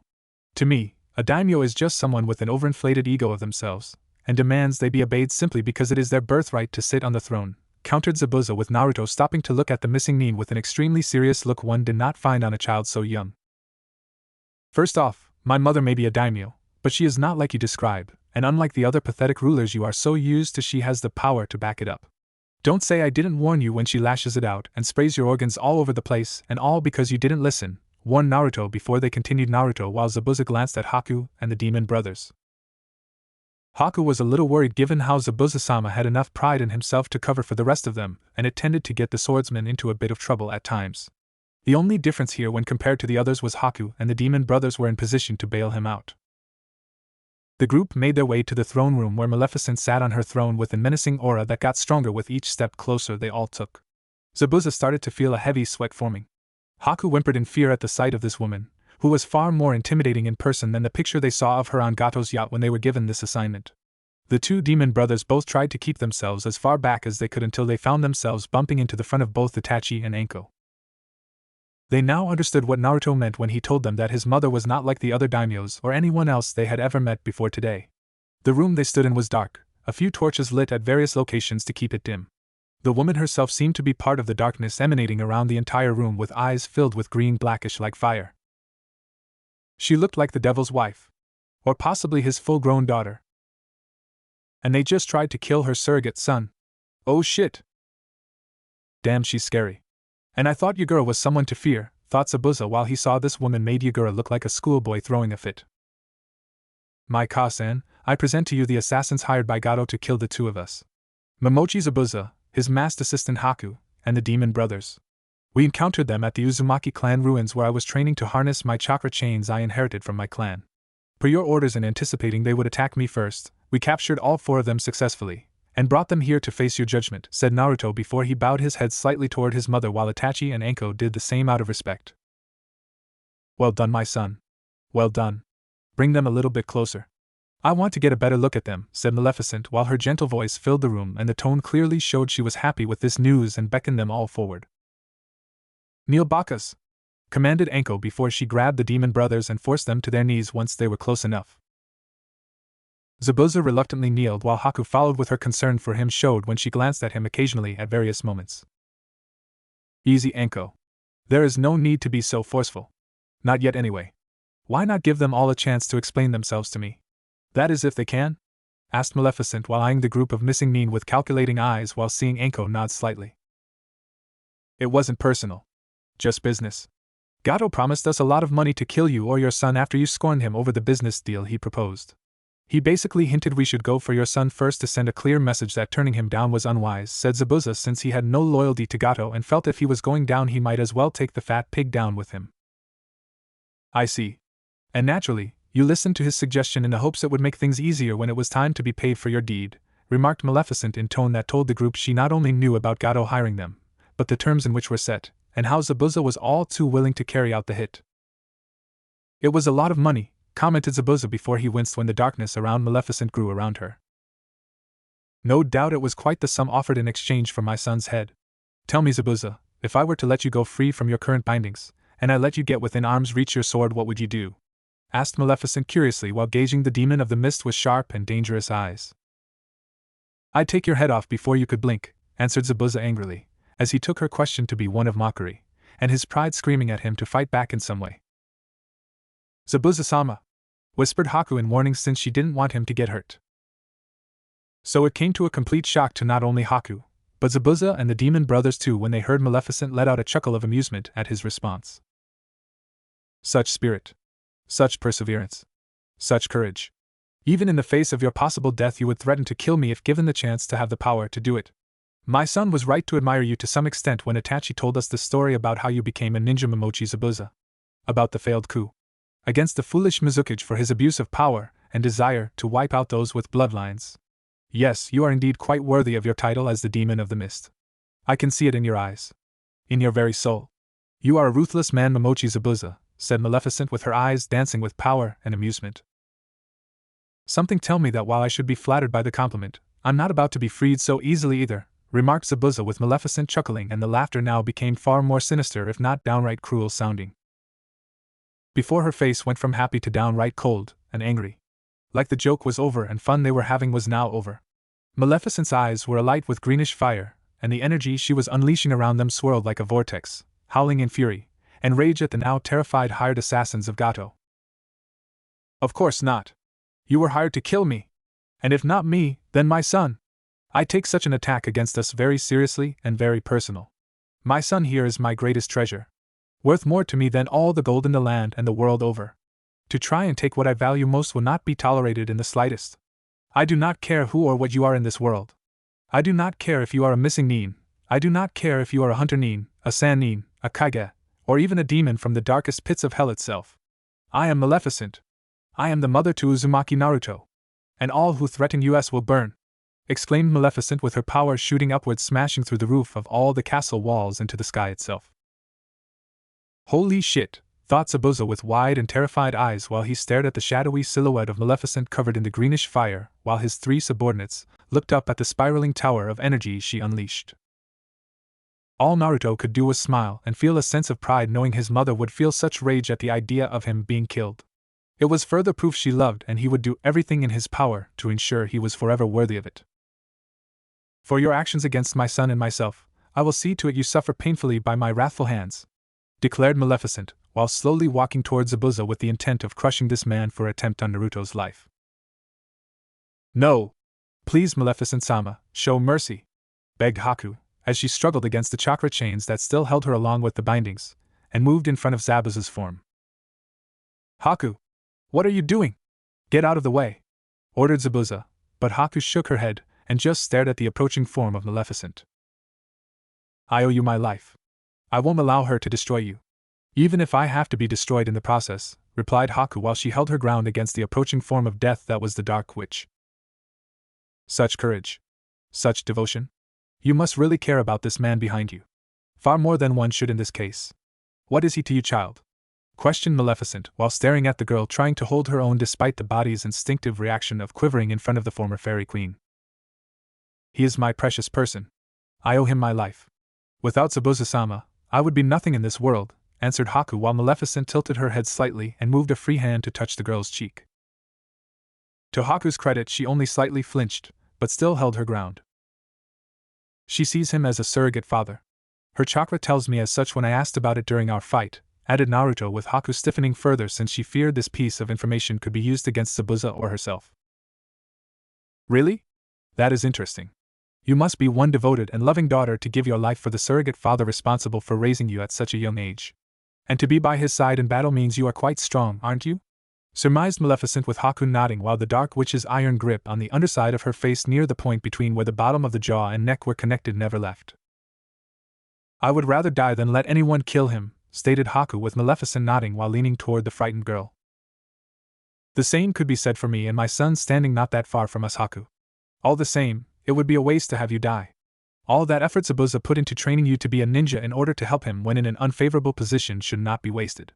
But what to do with you or Zabuza exactly? You must be punished, and harshly I might add, for the attempt on my son's life, but I want you both alive, or as alive as one can possibly be with some of the ideas I have in mind for the two of you, remarked Maleficent before she glanced over past Haku and Zabuza to the demon brothers, who now realized that they may not be living past today.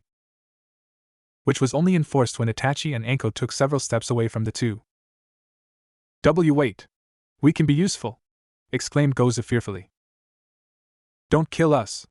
Added Meizu while Maleficent smiled a cruel smile. Rather than responding with words, the Dark Witch shot a blast of energy from her staff that engulfed the demon brothers, and turned them into ash seconds later. Haku for her part was terrified that this monster of a woman would do something even worse to her or to Zabuza. I see that terrifies you. Good. It was meant to terrify you, child. For you see, despite your actions against my son, I find your existence being alive outweighs the desire to bring about your death.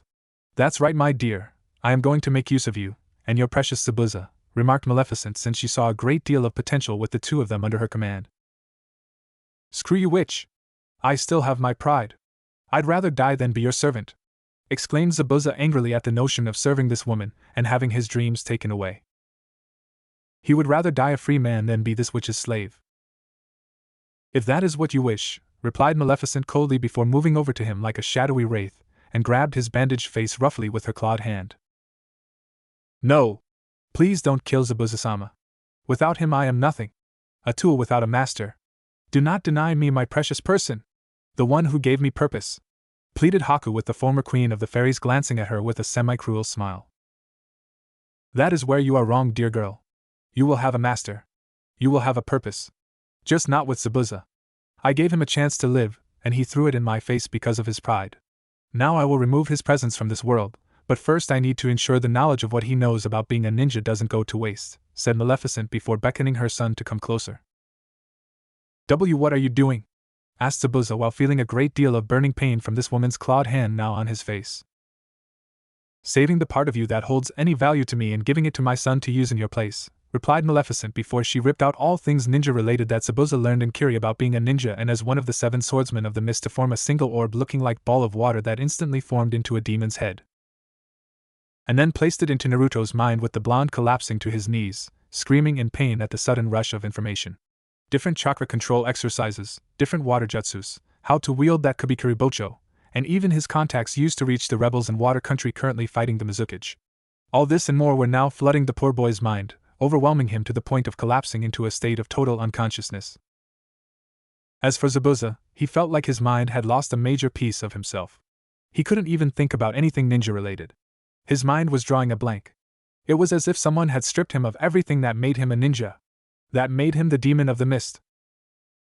I feel empty. Is this what it feels like to be completely soulless? Thought Zabuza while the Dark Witch turned her attention back to him. My son will take over your title as a demon from now on, Zabuza. Don't worry. I will make sure he embraces it fully when facing his enemies on the battlefield, remarked Maleficent before she obliterated Zabuza right there on the spot right in front of Haku. Zabuza-sama, whispered Haku with tears running down her face while the darkness around Maleficent noticeably died down, where she looked more like her dark yet regal self over the dark demonic one. Hush now, my child. I will not have the newest servant of this group wallow in pity and sadness, commanded Maleficent with a finger on the girl's cheek, while Haku tried to fight back against the woman's touch. I will not serve you. I refuse, exclaimed Haku defiantly, with Maleficent letting out a dark chuckle of amusement. Oh, that is where you are wrong and mistaken, my dear. You will serve and you cannot refuse. That is the part you are wrong about. As to being mistaken, you will not serve me like I had first thought. Oh no, my dear Haku, I believe it would be best if you were put to better use in serving my son, replied Maleficent before removing her finger from Haku and barely walked 2 small steps over to Naruto, who was still trying to focus on staying conscious despite the amount of information his mother forced into his head. What? Asked Haku while she saw Maleficent kneel in front of her son, extending her hand to the boy, and held him close while he struggled with the influx of knowledge. That's right. I have Itachi and Anko to aid me. I have no need for a third servant under my direct command. But my son? That is a different matter. Itachi and Anko will not be around all the time, as I will have need of their services as time goes by and Naruto grows stronger. Yet I am not ignorant or arrogant in the belief my son is invincible and will be in need of assistance from time to time.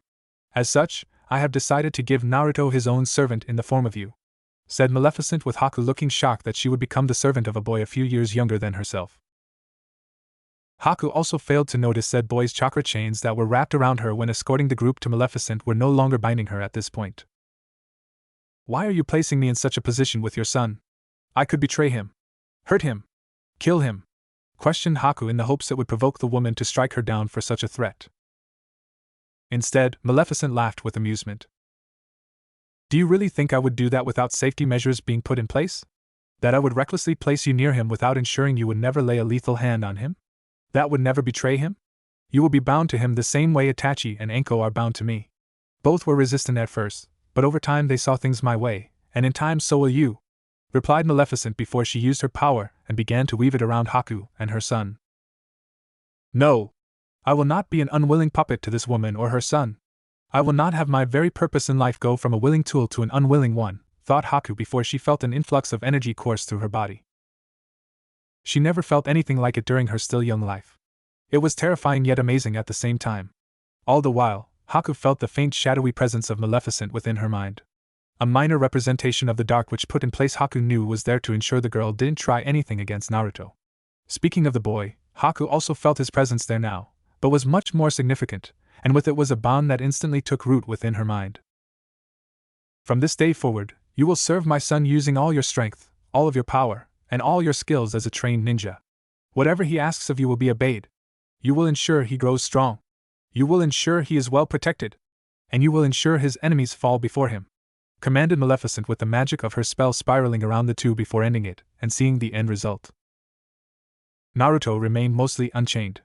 His eyes were slightly sharper, more mature looking now, and was finally able to focus on what was going on in front of him. As for Haku, she was mostly the same with the exception of her hands looking like they had an icy blue shine to them. It washed over the skin of her arms at random moments, and a little bit of the girl's own breath could be seen too.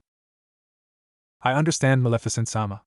I am yours and Naruto-sama's to command," stated Haku, as she looked up at the woman before bowing her head and accepting the new role being placed at her feet, while Maleficent nodded in acceptance to this. "And you, my son? How do you feel?" asked Maleficent while looking at her son. "I feel good. Stronger. Wiser. Everything that made Zabuza a strong ninja is now in me and still being processed, but the pain is lessening as I speak. I will need time to train and practice what is in there. Both in terms of jutsus and this deadly weapon right here," said Naruto in a serious voice, as he grabbed Kubikurabocho and lifted it up with both hands while using chakra to support it on his body. Damn, this thing was heavy. "Indeed. It will be quite some time before you can use this sword properly when in battle. But your mind will gradually adjust to what it has just been given so you can wield it, and so will your body with the right training using those memories," answered Maleficent, as she saw Naruto nod in understanding. "If it is all right with you, Ka-san, I wish go to bed and rest to handle the information in my mind," replied Naruto with his mother nodding while smiling gently at him. Such a good boy. Always polite to his loving mother no matter what. "Of course, dear. You have a lot of information to process. Go to bed. Sleep and rest your mind. I have some minor details to discuss with our newest addition," replied Maleficent, while Naruto nodded and walked away after giving his mother a loving hug. "Do you wish us to leave, mistress?" asked Anko with Maleficent shaking her head no. "No, my dear.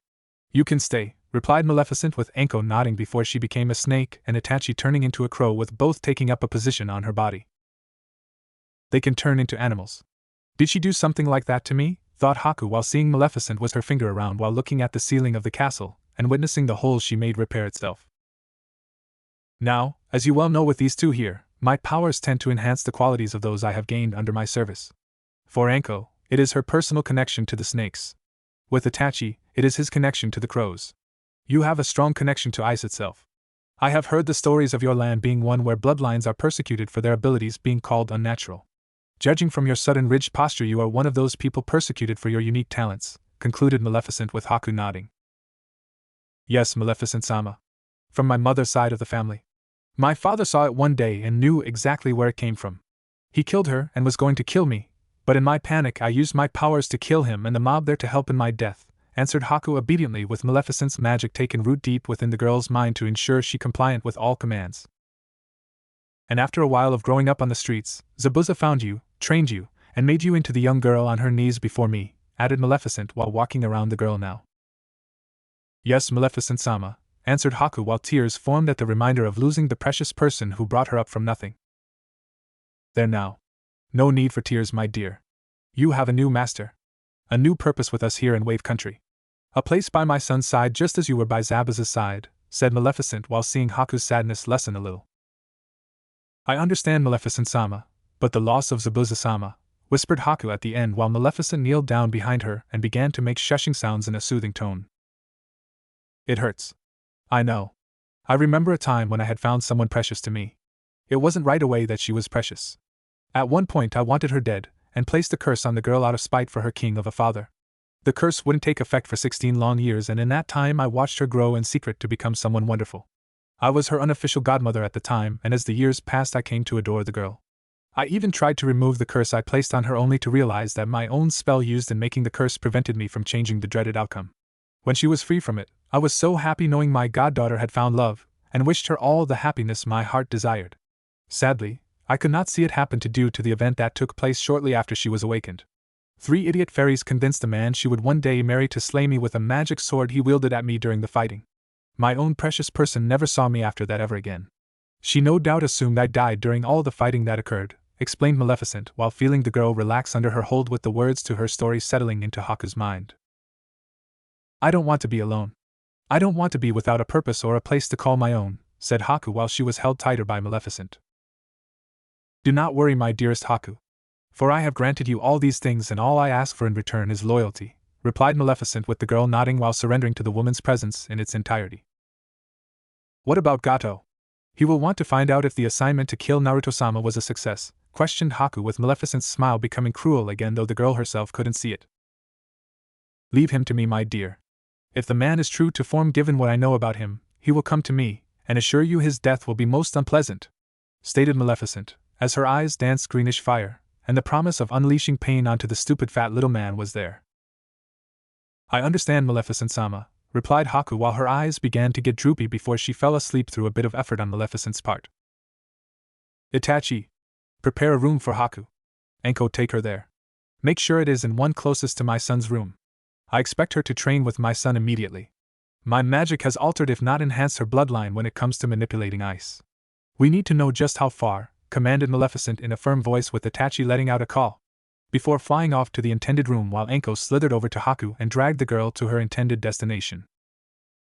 Sure, she could have become human again and take Haku to her room, but where would be the fun in that? With the group now gone, Maleficent slowly walked back to her throne, and let out a sigh at feeling just a little tired from using so much power like that. Even after all this time, the former fairy queen was not used to using so much of her power, even after surpassing the original level it had been prior to her downfall, and the imprisonment soon following through the power of that damn magical sword. She fed off of Naruto and by extension the Kyuubi's chakra for years to regain her former strength, and eventually went beyond it within the first year with the boy. Not that hard when the child spent every other night sleeping in her bed instead of his own, seeking comfort and complete reassurance that what he had wasn't a cruel dream or nightmare. The treatment the poor boy went through had left deep scars not only on his body, but the mind as well, and it took a great of love on her part to heal most of them. Unfortunately, there were some scars even Maleficent couldn't heal. That refused to heal. All Maleficent could do was prevent them from getting worse, from becoming infected and corrupt the boy's mind if not his soul. As for Maleficent's strength, if she were to compare it to the other Kages, the Dark Witch imagined, as things were right now, her power could match against 4 of the 5 current Kages. Maybe all 5 if she kept taking the needed chakra from Naruto for the next year unchallenged by outside forces. It was almost hard to say with the current Setsukage being so old and the Hokage being in the same boat, though it was clear either had lost their fighting spirit in terms of being a ninja. There was also the factor of the other 8 Jinchuriki in each of the 5 major shinobi villages and in one minor village of Taki. All of them were used as a deterrent for war, yet treated like a plague just like her son had been from the start. Sure, Kumo treated their 2 with respect, but that wouldn't last forever, and the fact the Mizukage was one yet purging all bloodlines in his domain was disturbing too. It was hypocritical, really. She would have to investigate this at a later time. Maybe even provide some assistance to the rebels in secret to find out what was really going on. The issue with the other Jinchuriki from Kiri going missing soon after the bloodline purges started meant the chosen vessel wanted no part of such a thing. Maybe she could find him and offer him sanctuary here in Wave. The 2 Jinchuriki and IWA were not loved either. Used as watchdogs in a sense to guard a key region at random times per the Setsukage's orders. They only went into IWA when it was to provide the old man an actual verbal report on something major before being sent out again. The same was said for Taki's Jinchuriki. The village kept her around because they needed the girl, but made the poor Jinchuriki believe it was the other way around through their actions. That she needed them. That her forced service to Taki provided protection from the cruelty of the outside world and would be one day rewarded provided the girl did not waver from her duty to Taki. Suna's own Jinchuriki was the Kazekage's youngest son, yet treated the boy like he was an embarrassment to his bloodline, and should be killed. Of course, the fool wouldn't kill his own son personally, not with the boy holding the one tail, But that didn't mean he couldn't hire assassins to do it, and had done just that since the red-haired boy turned 6. That actually gave the woman an idea. Naruto had lived a solitary life thus far. Granted, he had her, Anko, Itachi, and now Haku to be around. But her son never really had a true sibling to call his own. The Mizukage aside until she could find out what was wrong with him, as well as Kumos since Itachi had told her about their past kidnapping attempt on Naruto's biological mother, the other 5 remaining Jinchuriki would make excellent family for her son to have in some capacity. All she needed was a way to get them all here one by one, and convince them to stay here in Wave Country to be Naruto's siblings, and to some extension the protectors of this land too. It's not like the people of this land would hate them, provided they don't go psychotic, and randomly kill everyone they see. Maleficent made a small reminder to herself about seeing that the boy from Suna was straightened out mentally before letting him near anyone within Wave Country. If she could recruit him to her side. Don't bother hiding. I sense you, Kiri Hunter Shinobi. Come on out. Don't be shy. Step out into the light, commanded Maleficent before slamming her staff down and covered the room in a greenish energy that covered the whole room, and made the group of 5 Kiri Hunter Shinobi hiding within the shadows of the room to be forced to kneel at the front of her throne. What the hell? How did you know we were there? Demanded the leader of the group while trying to stand, but found his body wouldn't obey. I am far from your normal daimyo. I take it you are here for the bounty on Momochi Zabuza? Countered Maleficent with the leader of the Kiri Hunter Nines nodded for his group. Yes. We were informed by a reliable source that he was coming here to assassinate you and were sent to intercept him, replied the leader while leaving out the fact they were told to wait until after Zabuza either succeeded or failed in his own assignment. I see. Not that it matters. The man is dead. I killed him and his subordinates. You came all this way for nothing, remarked Maleficent with the Kiri Hunter Nines looking at her in shock since daimyos were not known for flexing actual muscle against others. If that is true, we need to claim the sword as it belongs to Kiri, said the leader of the Hunter Nines. I'm afraid that is not possible. You see, I promised my son he would wield that sword in the future, and I simply do not have the heart to break such a promise to him, countered Maleficent with a small smile on her lips. You will have to make an exception this time. You have no choice but to surrender it to us, said the leader of the group from Kiri before being blasted back roughly 20 feet, and the others saw the woman was not pleased by the words spoken to her. I will make no exception. My son will wield this wonderful weapon and cut through all of his enemies that dare to stand in his way. You will return to your Mizukage and tell him that Zabuza is dead. Tell him if he has a problem with what has happened following the man's death, he can come here and address me on the matter personally. Though do warn him I will not be so merciful as I was to you while here. I will be far worse, stated Maleficent with her power once more washing off the woman in waves. The group of Kiri Hunter Nin nodded, slowly backing away from the woman, and at least one seemed to be secretly eyeing the Kubikura Bocho behind his Hunter Nin mask. In fact, the Hunter Nin in question made a dash for the weapon itself, believing he could take the sword before fleeing the castle before Maleficent could do anything. How wrong he was. Anticipating the said action, Maleficent shot a blast of magical energy from her staff, and obliterated the Hunter Nin into ash. The end result made the remaining Hunter Nins from Kiri instantly flee from the castle in the belief that it was wiser to run away to inform the Mizukage what happened, and hope the man was feeling merciful when telling him the good news of Zabuza's demise that would be followed by recently discovered bad news of being unable to retrieve the sword along with the death of a Hunter Nin at the hands of a daimyo no less. A strange and powerful one too. Not taking any chances of a repeat attempt to take what was now her son's future weapon of choice to wield, Maleficent placed a temporary spell over the sword so it couldn't be picked up by anyone else except Naruto. She would have to make a new spell for it later regarding who used the massive weapon, so anyone who did use the Kubikura Bocho could only do so if the sword wasn't being wielded against her or Naruto. But that could wait for now. For now she wanted to rest a little and soothe the people of Wave Country, who no doubt were worried about their daimyo, and the power she had unleashed. Konoha Hokage Tower sometime later. I have summoned you all here to discuss some important news regarding Wave Country and its female daimyo. As you are well aware, this new daimyo was once the advisor to her predecessor only a few short years ago. While it is not completely uncommon for a woman to be a ruler of a nation, this particular woman in question is not what you would call normal by any means of the word, stated Hiruzen, as he felt his hand was forced now, and with recent events pertaining to the rumors of Zabuza dying at the hands of the Wave daimyo of all people made a lot of eyes go wide with eyebrows rising in shock at the news. I hear she killed an A-ranked missing Nin. That is quite impressive if I do say so myself. It shows she is a woman to be feared when crossed by others, remarked Aburaim Shibi while Nara Shikaka near him shivered out of pure fear. He was no doubt picturing his wife with that kind of power and aiming it at him. All the more reason to open trade with her. Maybe even an alliance of sorts. It would make our enemies think twice upon attacking us if we had such a powerful daimyo on our side, said Sustoji of the Civilian Council and representing the Merchant Guild at this meeting. Trust me, this daimyo is not interested in trading with us. Or having an alliance with us. In fact, this woman hates Konoha, and only let my team go because she let us go to send a message back here about her feelings regarding Konoha, remarked Jiraiya since it was no secret his team went to visit the woman to warn her about the possible assassination attempt on her life. Why? We warned her of the assassination attempt. It is an insult to us that she would be so spiteful just because we are from Konoha. The nerve of this so-called woman.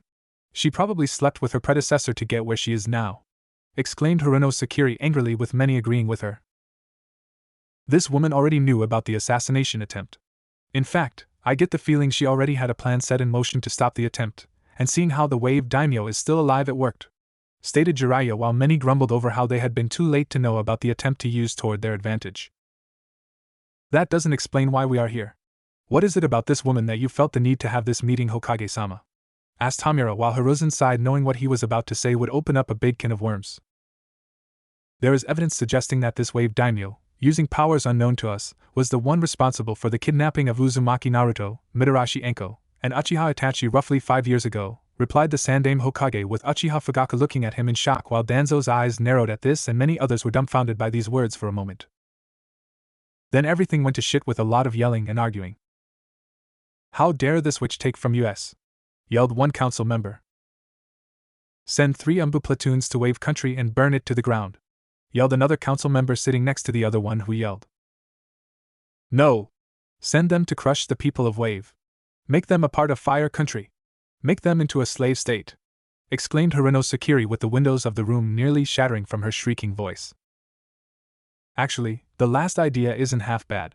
Plus the land's natural resources that could be used to further fund route without taking too much from the treasury to avoid suspicion from Hiruzen. Enough. As it stands, our proof while there is merely circumstantial. Any show of force on our part right now will make us appear to be the aggressors. Even if we explain why, it would still make other countries, and the other shinobi villages go on edge by invading Wave Country. We could very well end up starting a war, which we could not win given our current forces, and be forced into submission if not total defeat, said Hiruzen with Fugaka looking angry at this, but knew it was the sad, and quite bitter truth. So we play politics, is that it, Hiruzen? Use the fire daimyo to force her hand on this matter? Even if we make accusations, what proof do you have that Uchiha Itachi and Mitarashi Enko are with this daimyo? Asked Danzo while Hiruzen looked at Jiraiya, who shook his head, and it was clear that revealing what they knew was just not possible. As I said before, the evidence while there from what Jiraiya observed on his mission to Wave Country is very circumstantial. Without solid undisputed proof Itachi or Enko are in Wave Country while in the service of this woman, our demand for their return would make us look silly, said Hiruzen knowing mere observations and deduction were not solid pieces of evidence. He couldn't even tell them about Naruto being there because of the lie created to fool the powers that be in this room so they wouldn't call for the boy's death or capture for the few who wanted him conditioned to be a weapon of war for the village. Then we must get this proof. We need to send in an infiltration team. One that can do what is needed to be done in order to secure the proof for us when we go before the Fire Daimyo to inform him of this injustice done to Konoha, stated Danzo while planning to find out how this woman enslaved those two so he could do it himself to others to further swell the ranks of Root with more loyal followers. Even if the loyalty was forced. But what did Danzo care? Followers were followers, and if they were slaves first? Then who was he to complain about the result? He benefited from them anyway, so all the more reason to do it. That's not possible. Not right now anyway. With the failed assassination attempt on this Wave Daimyo, she will be on guard for quite a while. I saw a sample of her power firsthand and sensed what was inside of this Wave Daimyo was vast. Like Biju level vast. It would be unwise to challenge her at this stage of things, countered Jiraiya while Danzo frowned at this since he didn't expect a daimyo of any kind to have that amount of power inside of them. Then again his sensor Nin in Root had detected and reported a massive spike not that long ago coming from Wave Country. Was that the Wave Daimyo? No. Impossible. Only a Jinchuriki could unleash something remotely close to what they sensed. But there was also no Jinchuriki remotely near Wave Country, as they were all in their various countries from what his spies had told him, and never really left them or the general area unless to flex the muscle of said shinobi village.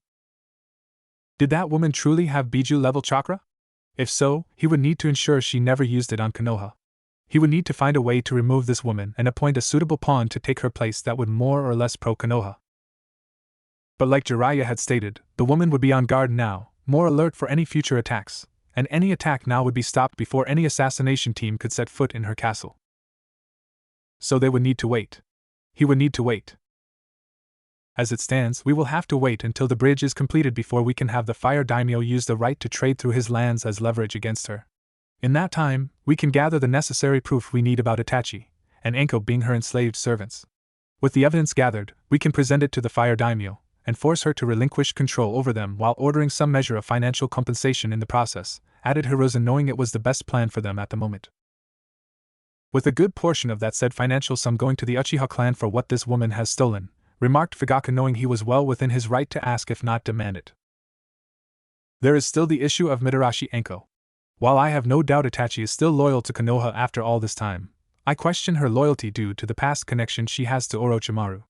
If she is brought back, I suggest a proper examination be done, and have her mind erased for good measure.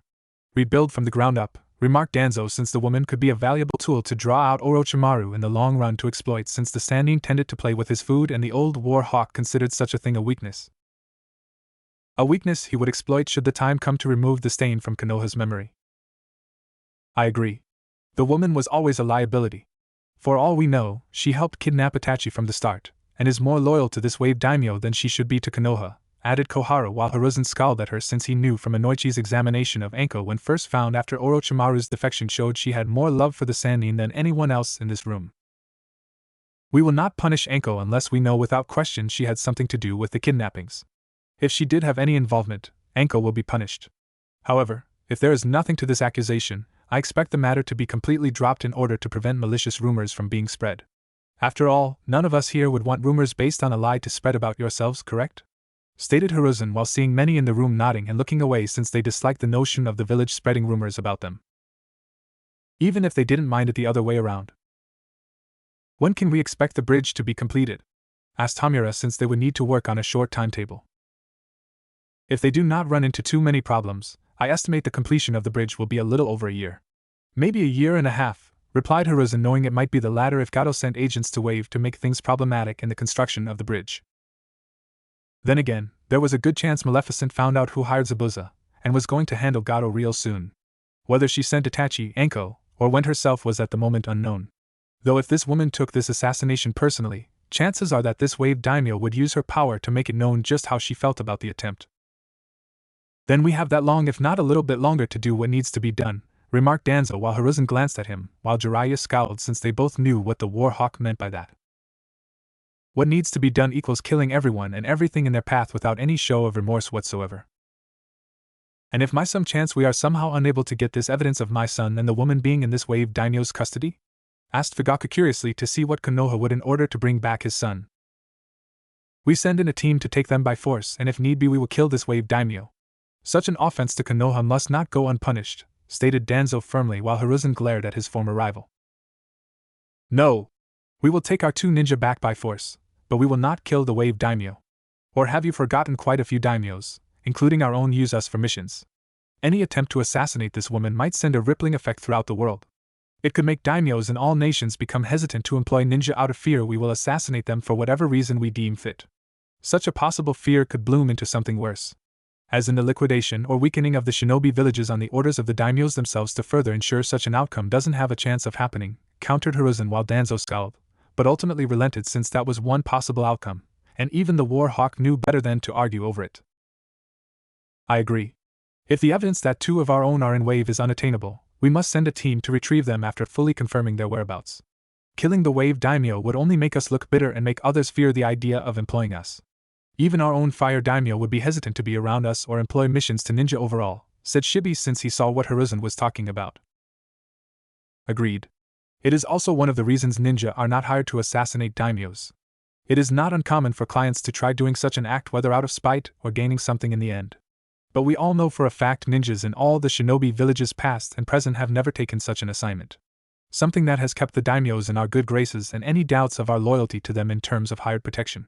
Even missing nin of all ranks have stayed away from such clients who want feudal lords dead, added Hayashi, since he knew daimyos had samurai to protect them in and out of the village, but ninja could do, and see things samurai could not. Hence why ninja like the Guardian 12 were formed by the fire daimyo. We have roughly a year to get what we need. If worse comes to worse, we can have the fire daimyo press the wave daimyo about our suspicions with what evidence we have at the time. She has to see him for approval of getting trading lane rights once the bridge is complete, since the lane goes right through fire country. With any luck, we can force her hand somehow during the negotiations, stated Hiruzen with many nodding before he ordered the meeting over. And leaving him with just Jiraiya there to talk to him about things. You didn't tell them Gato is dead. Why? Asked Jiraiya with Hiruzen sighing. And put more fear into their hearts? They would call for the wave daimyo's blood even sooner. They would want some kind of invasion force or a small army of our best capture and retrieval teams ready for full deployment. I won't send so many to their deaths, said Hiruzen while still not believing half the report Jiraiya's spy sent him. Dark clouds amassing suddenly over the waters of wave. Lightning striking at different times. And the seas lashing out throughout the violence of the storm. With the end result sinking every ship and killing every single person out at sea. Interestingly enough, the only ship actually out at sea in that remote section of the world was Gato's yacht, and Hiruzen doubted the small man survived a 150 feet in length tidal wave. Not when it apparently descended directly down upon his boat within a matter of moments in the dead of night. We don't even know if the storm was caused by her. Granted, it was reported as being unnatural by some of my coastal and sea-experienced people. But I don't think it was caused by this strange woman. This maleficent person, remarked Jiraiya offhandedly to his sensei. Perhaps, but only Gato paid the price of being in that storm. A storm that had manifested over his yacht and consumed it like a hungry beast. After it was over, the storm abruptly ended, and the seas were quiet once more. Only one person benefited from Gato's death, said Hiruzen while Jiraiya nodded, since that much was true. Okay.